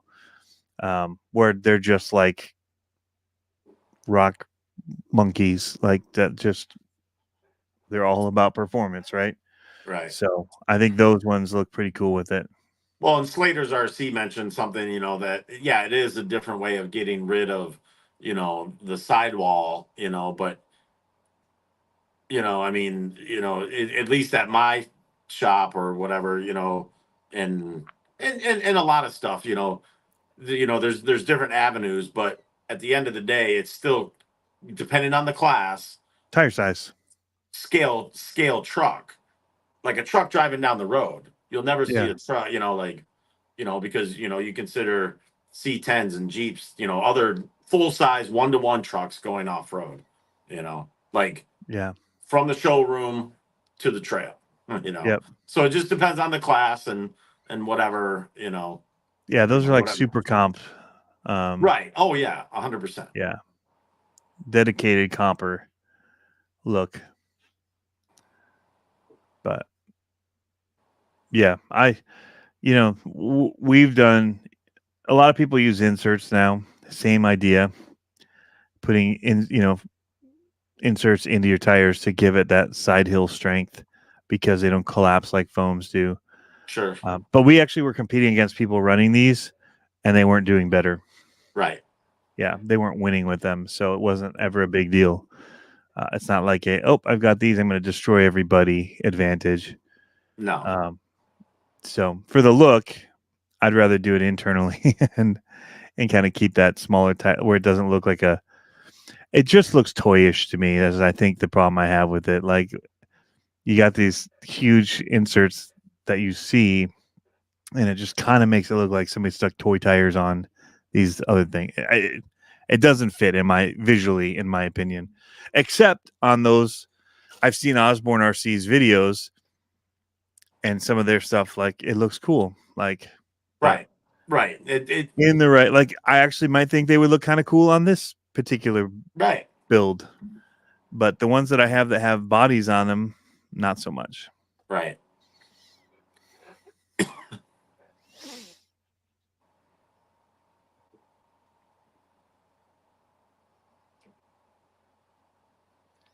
I like the tires squished too much to have no sidewall. I get quite a bit of tire squish with these, and I still have a lot of side. Well, and see, the other thing is like you bring up. Oh, he's saying sidewall. I get it. Yeah. He doesn't get the squish because there's no. Yeah, okay, I get it now. I thought you were saying side hill, but sidewall, yes. You do So like lose you were that. just saying, the tire squish. So like when you have the 3D printed inserts or whatever, you can still get the squish, which fattens the tire. Yep.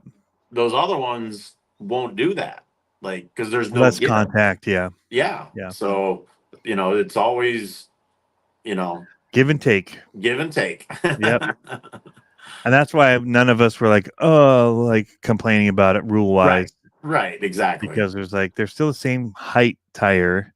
Yeah. And we did not see a clear advantage of running them. That was for sure. So, yeah. But it's funny because I go back to style things. Like, I'm a big fan of blacked out rims, like all the time. Like, but I see other people, and I would never choose some of the decisions other people make. But I'll see them and I'm like, oh, I like that. That looks really cool. What you did with that. But I'd have never gone down that road because my aesthetic has always been black gold, black silver, like Right. but mainly black. Like blacked out has been my thing. I don't even like just like silver wheels. Like in so that's why the one hard parks are a weird choice for me is that they are kind of silverish, which would not be something I would really ever do. Yeah. But they actually look pretty cool. But it wouldn't have been my first choice. But yeah. Mofo's got some cool stuff. I haven't been on in a while. I might have to go shopping again.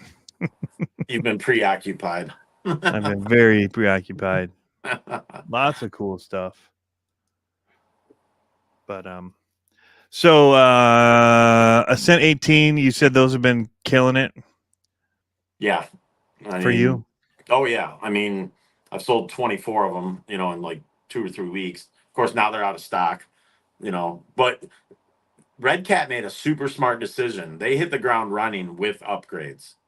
Like, I mean, and it showed. Like I've already had to reorder the upgrade parts. So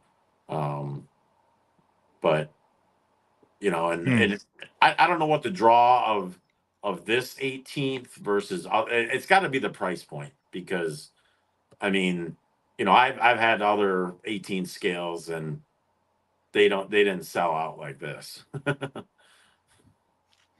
Well, they just do so good, like, and the price is insane. Right. The price is, like I said, is probably a big contributing factor, but but even like like the Fury wagon that was released, Which is around actually a really great price considering all that it comes with. Absolutely. But I think I bought 6 and those sold pretty quick. And then I ordered 6 more and it took me like 2 or 3 months. Like 2 months. So, to whereas sell them all. I got 24 cents in and they're gone. Yeah. I mean, because I think the Fury wagon, like Well, you some said, for the people price.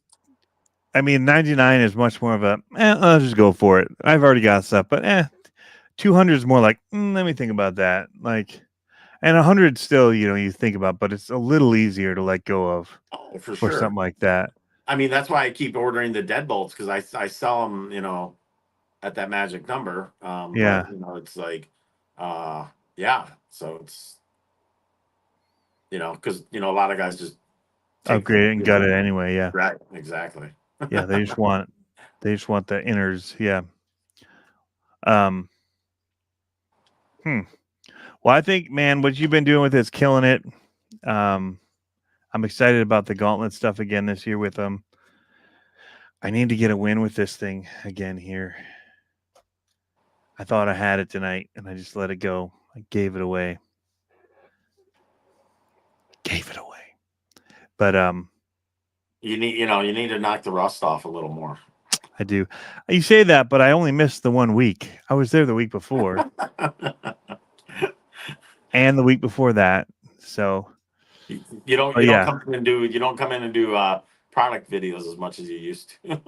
I don't do many videos much at all right now. I know that. That's the problem. I did shoot one today that I was thinking I was going to do, and I showed this truck, and I talked all about so I started the whole video with a long thing saying how I haven't done an update on this, but we made so many changes. To talk about it, we're going up to run it, blah blah blah. It's now running these axles and went over every part of it, and then I said we'll be getting some run footage of it tonight. Well, I couldn't get it to run tonight. It just would not run, and that kind of ruined that video I worked on today, which I then talked about the hard park one, just kind of giving an update of where this one stood and how this one's still my favorite. Just film it next week and just act like it was, right. I think I got to stick a new system in it though. I got to find out why it's not driving. But yeah, good night, Double A Day. But yeah, so I had that, and then I talked about the the VRD carbon. And I was going to get footage of that. And I did get footage of that. And I got a little bit of footage of this. Problem is, 4-steer trucks are really hard to one-handed drive and film. So I didn't get any interesting footage of it doing 4-steer and cool stuff. But yeah.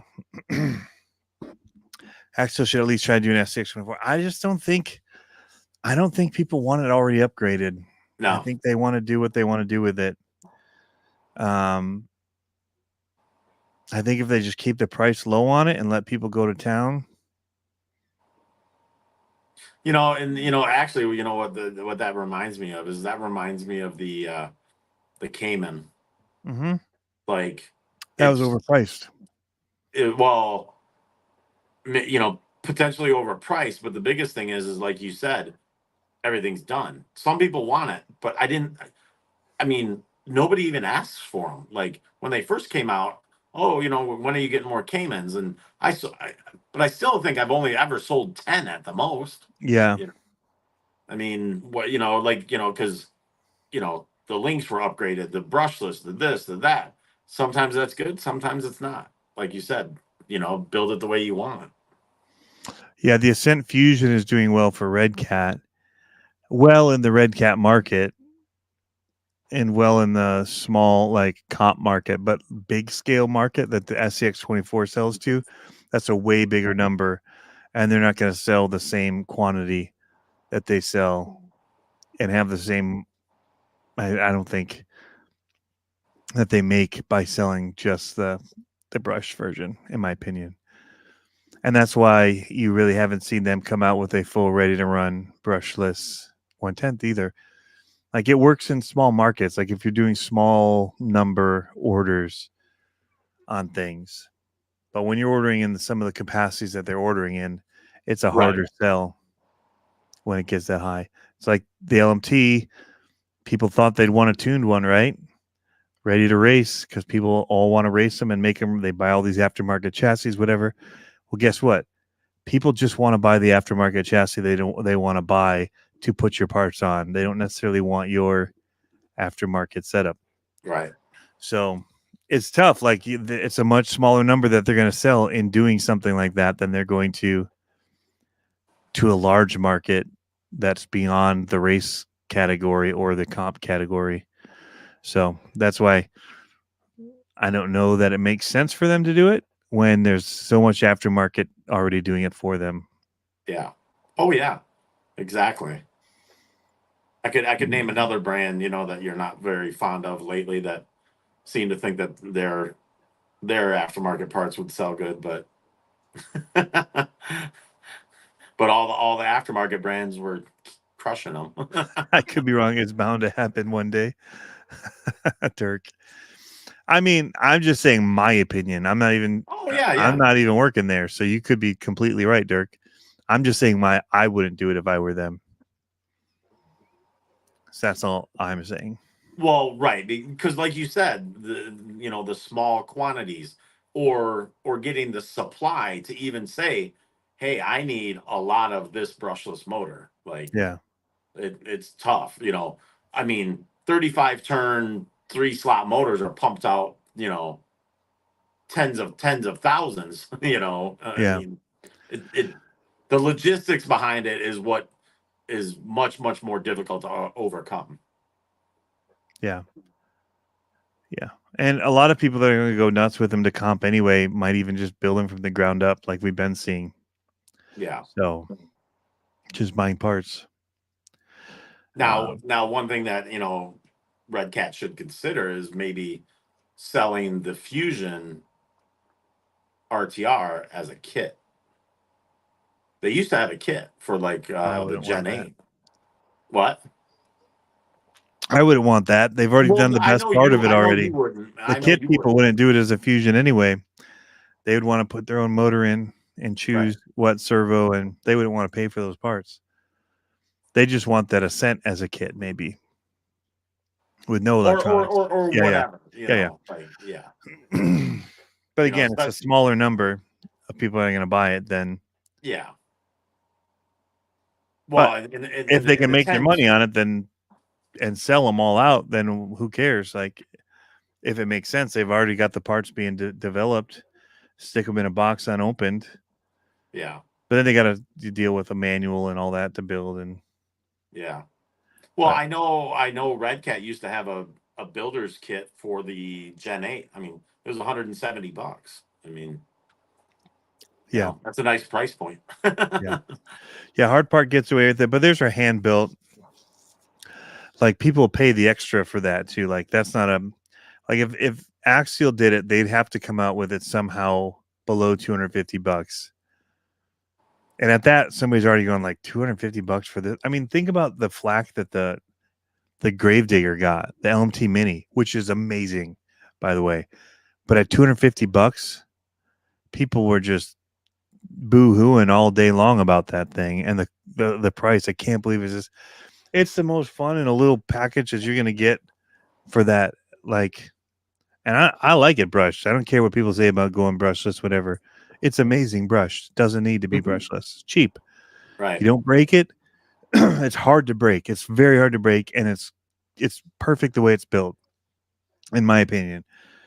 But yeah, you're gonna get a bunch of people crying about the price of it being so high for the size of it, and that's why they have to keep it low. And if they couldn't they're already at $150.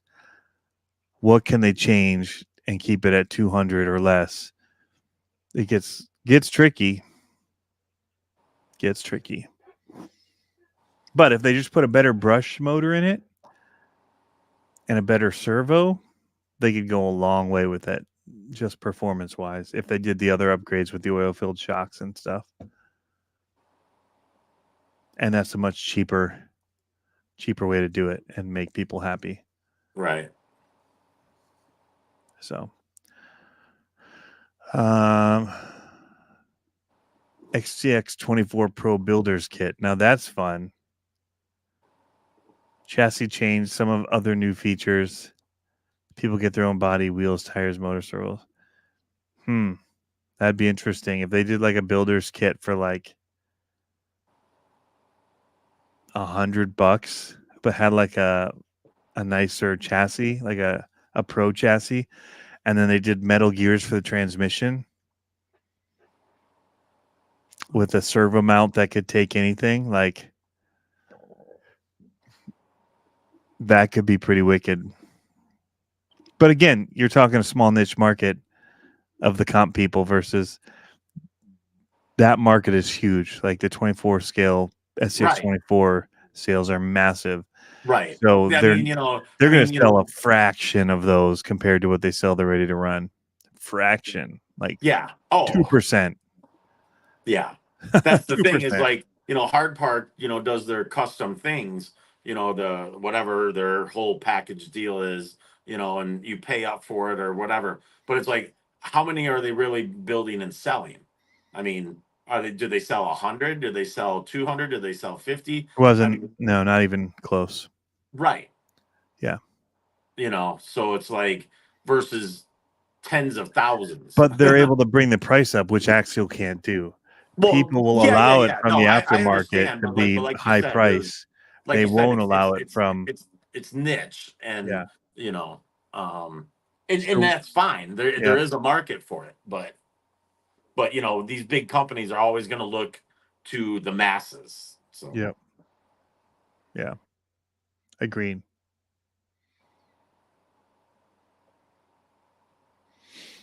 Well, I'll tell you what, Brandon, man, if he gets his stuff going, he's got an Etsy store. I'm going to showcase some of his vehicles because he can build some stuff.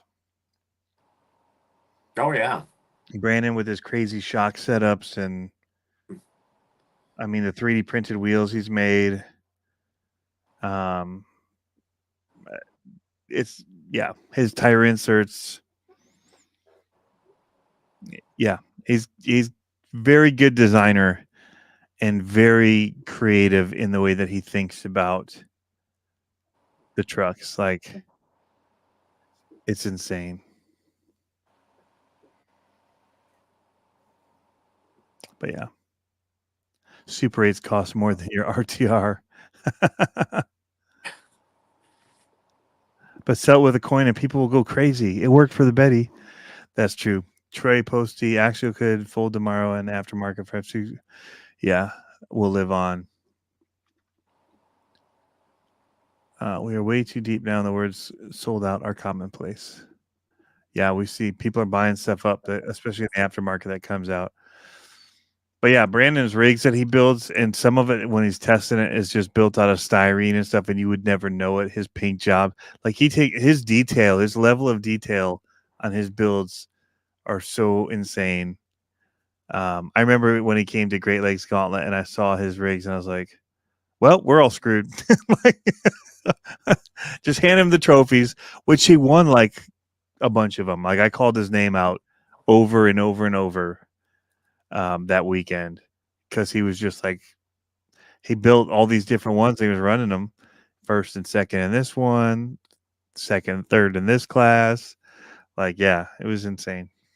But I know he's got stuff on Etsy and he's working on more stuff that he's been developing. And be on the lookout, people. Like it's coming. And it's good. Got him Friday. Got what Friday? Super 8s? We need 24 scale Curry axles.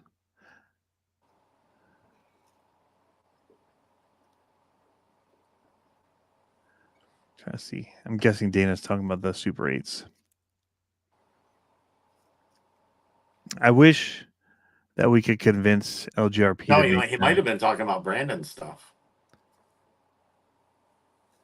Oh, beat Brandon on Friday. Oh, that was it at the Gauntlet. Oh, at the Gauntlet.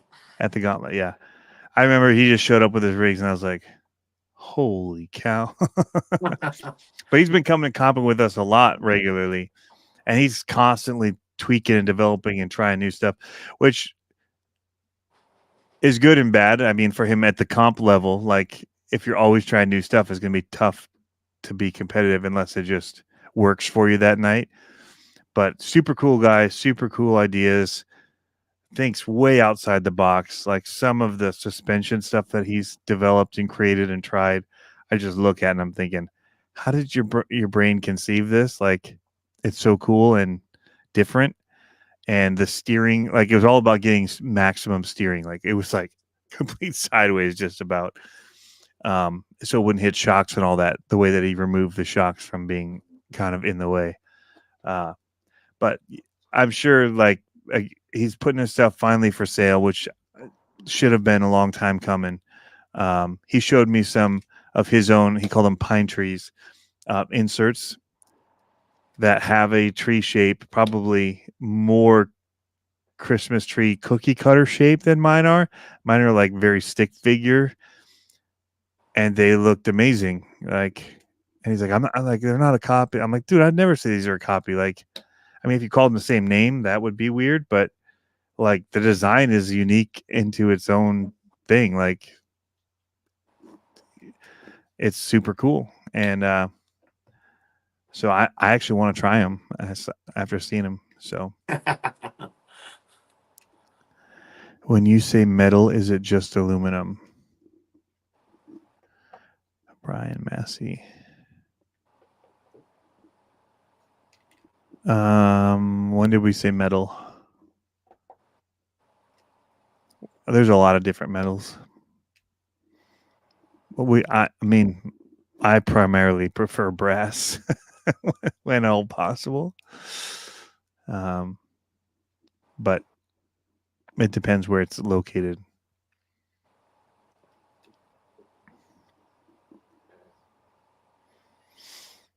Trying to see any other comments. If there's anything, any questions, guys, any thoughts that we should comment on before we go? We've been going almost 2 hours now.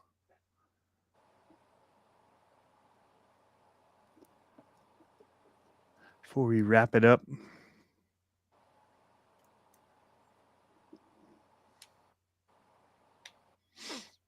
He makes some really cool sliders too now for the me us. I call them me us. It feels like very me us kind of thing. I think I looked at their website Muse. or something I was looking at, and that's how it's supposed to be pronounced, is me, us. Right.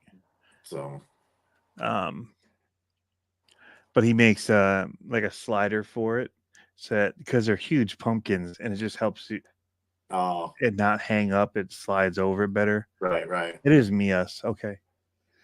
I've heard people saying muse, and I've always said me, us. Yeah. Well, muse would be like the electrical kind of, term. So, but Maybe that's where they got it from. Right. And didn't realize it, and they started calling it me, us. Lost in translation again, right? What kind of caster do you want on a 4-wheel steer axle? I mean, in my opinion, you want your caster on the front, not necessarily the rear. Well, it's a turning axle. Well, I know. But you also don't want like the caster fighting the front caster, in my view. Right. Mine are straight, pretty much. Right. Yeah. Little bit kicked. That's hard to tell. My fronts are kicked in a little, and then the back. Man, it's hard to say. I don't have a desired. I just go based off the links that are sold. So, whatever it kicks them at. Do your links pull the top back or push forward? I mean, because if anything, you need to have it pulled back. It looks like it's pulled back. That's what I'm saying. The top is pulled back a little. Okay. So if it's the front, so this side, I guess. Right. Just a little, and that's the opposite on the rear. Just right. Yep. Okay. Yeah. But slight. Very slight.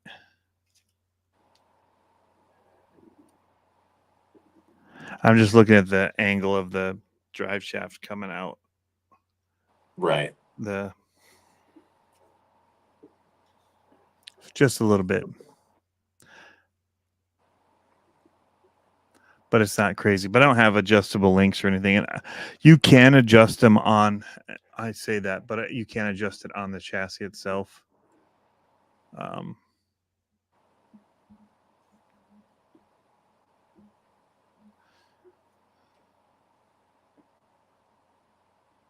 I say the front is kicked a little more. Sorry, this side. The front's kicked a little more than the back. But not a lot on either. Should 18th and 24th scale be different classes? Yep, they should. Well, they have to be. Yeah, because gate widths are going to be, unless you run really wide gates and you're just doing for racing, like for speed. Right. And your gates are really just helping get you to go a certain direction through a course. And you're not really worried about people hitting the gates. It's more for creating difficult obstacles to get over. Then maybe you could do the same. Just run really wide gate sets and then. Right. You can slow them down by having more gates and have the gates closer together. Right. So, yeah. So you have to really. Exactly. Yeah. So, yeah. Or just some stuff to get over, but that all of them can do. The real issue comes in if you're doing it for gates like we do, where the trick is getting through the gate and not hitting it. That changes what the whole setup is. Right. Oh, absolutely. So you could do it depending on how your competition is. If it's based on time, you could potentially do them together and just make your gates wide enough that it's not an issue for them to get through without hitting. And if they did hit it, that's just because they're sliding or being careless or struggling big time. But if they were, 8-inch gates, and it's really about just being a slalom for like skiers in a way, where you then have to work through different rock sets, then it would be fine to do them together.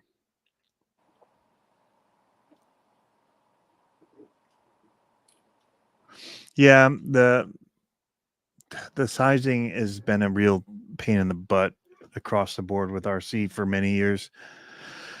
And a lot of the 18 scale stuff, especially the FMS, is labeled 18 scale and it's not, or 24 scale, and it is not the same size. It's way wider. It's But then definitely not all the based on. aftermarket stuff people sell you that widens the axle is the same thing. So if you're doing it for gates and gate width, you're going to be in a lot of trouble. It's definitely not a wheelbase thing. It's more of, I feel this is this size. Like it's more, instead of, it's not like they're necessarily literally taking a C10 straight axle truck 1-to-1 and shrinking it down. They're, it's a little bit of guesstimation. Yeah. It's if you take the axles of the FMS, it's the same as the TRX 4M. It's the same as the 18 scale. They use the same stinking axles in these bigger 18 scale ones, but they call these 18th and they call those 24th. So, and the bodies are huge. The bodies are more scale to the Traxxas or any other 18 scale. So the only real 24 scale and close to that would be the axial, and then the Kyoshos are like 1/25th scale, but they'd be closer to it than the FMS are to the scale, but they're smaller. Right. But they don't handle well, so they wouldn't do well anyway. No, axle width still doesn't make a difference. There's literally no classification between, and that's where the problem lies in. That they're that's where the they're problem is with doing weight 2018 scale courses too, because a lot of people with their massified 24 scale want to compete in it, but they've got these tiny bodies that are 24 scale and all they did was widen the axles, and it's like nope, like this is 18 scale, that's a 24 scale with wideners on it. So it's unfortunate, but you got to go do the tiny gates. Like, how do they make it hard, man? Right. Yeah. The companies make it hard. And that's where it's like these LGP or LGRP Super 8s and all that. That basically makes your 24 scale and 18 scale. Yeah. But if you were running with us, you'd have to compete with the 24 scale because the rest of it is based on that. So it's like, I don't know. Our gates are 6 inches wide at the smallest. Yeah. They're usually 6 to 6.5, regardless of class. We don't. We run the same size for every class. Same gates for all the classes. It's all SCX 24 based. Yep. And so if you run LGRP axles because you think you're class 4 or whatever, you're just at disadvantage because now you're wide going through the gates. It's going to be tough. Yeah. Unless you run, like what we've done with these Mias ones is we run these hard park wheels and 0 offset, and they tuck over the axles to try and get some of it back. But I like my rig. I actually like how narrow these LGRPs make the stock axles, make them super narrow. But yeah. So in the bigger chassis could be an advantage, but also has its cons. No, not on our courses. It wouldn't be an advantage.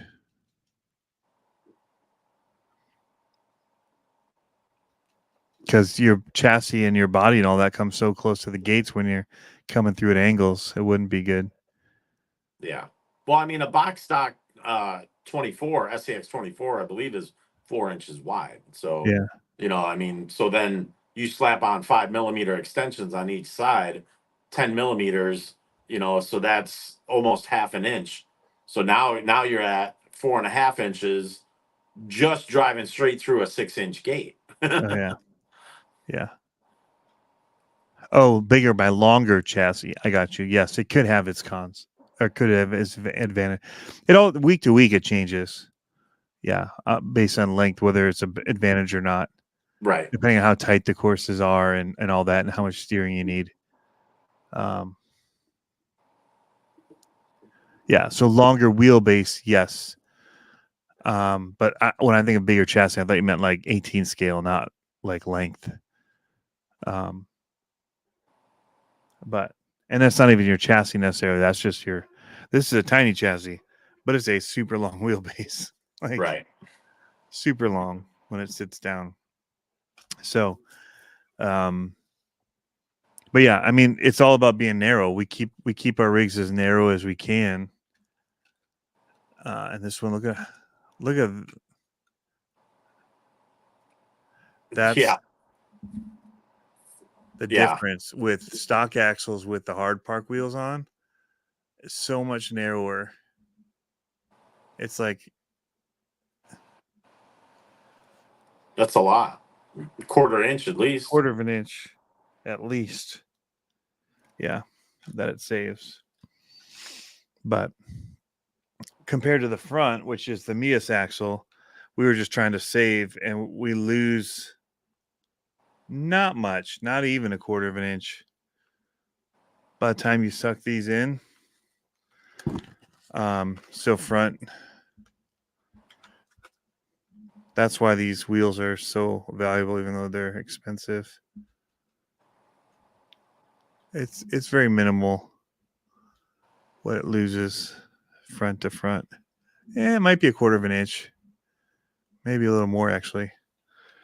But the amount of steering you get to direct your truck is one of those things where it's like, does it outweigh that little bit of loss? Because if you keep your back end still tight, that's the hard part to get through the gate anyway, is your back end. Your front end, you can kind of steer where you need it to go. But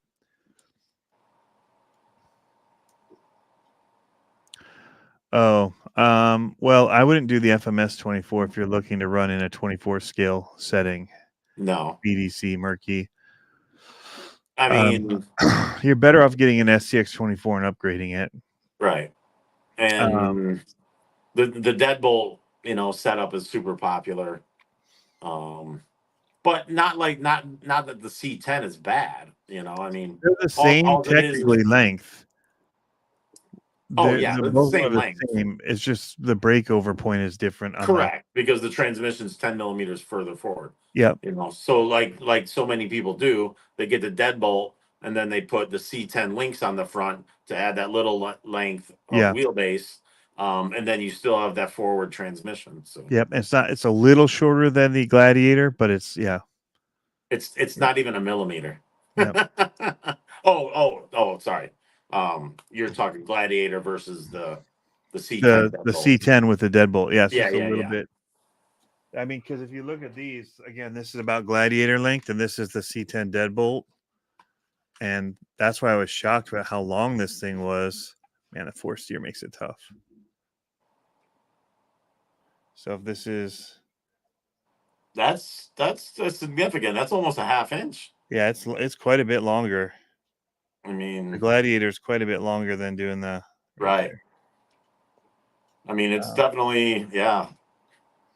So it's hard to make them line up vertically to show on the screen, but it's definitely longer.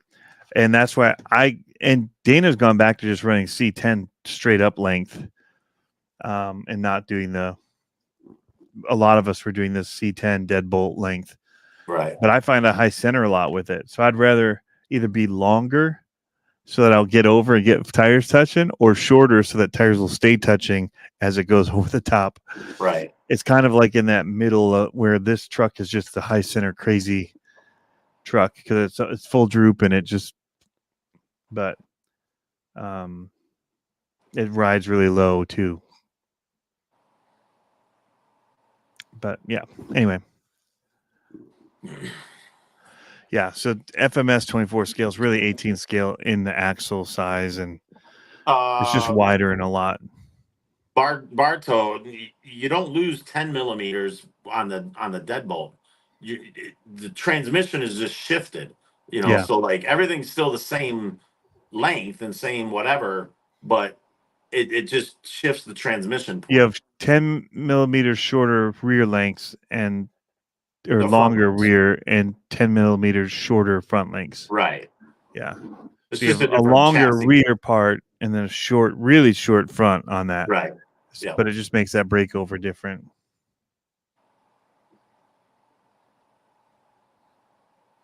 And 10 millimeters in a VS410 Pro build versus a mini crawler is a big deal. Like 24 scale to 10 scale, 10 millimeters is a big difference. Oh yeah. So yeah. But anyway, all right. Cool. Well, let's wrap this up. Thanks for tuning in, guys. And keep the minis going. We're having a blast with them. And I just think it's funny that how many people thought it was just going to be a dying fad. And I for a while now been saying it's really kind of like the modern day railroad. Well, and the aftermarket, indoor railroads, yeah. You know, Trio aided and Jora put the pedal to the metal. Yeah. Well, I would say who's it? Hobby, no. Hot Racing really got it going. Well, yeah, it got it going, but then all these other, I mean, they poured gasoline on the fire. FureTech really, I mean, stepped up. FureTech and Mofo with the motor and electronic side of things really and that's progressed over the years. Exactly. Yeah. More and more people. So I'd say Endura came in late. Like Endura was way after the FureTech and Mofo hit. Because Endura came in and they're like, dude, you just cut the price on everything. Like, right. And that was well into it. But yeah. Anyway, the big aftermarket is a big deal. Yeah. Oh, well, when Endura did come in, they dropped everything that could be a part they put out, from servos to motors to everything under the sun, and at like half the price of everybody else. Yep. So anyway, we'll talk to you guys later. Thanks for tuning in. All right. Peace. See you.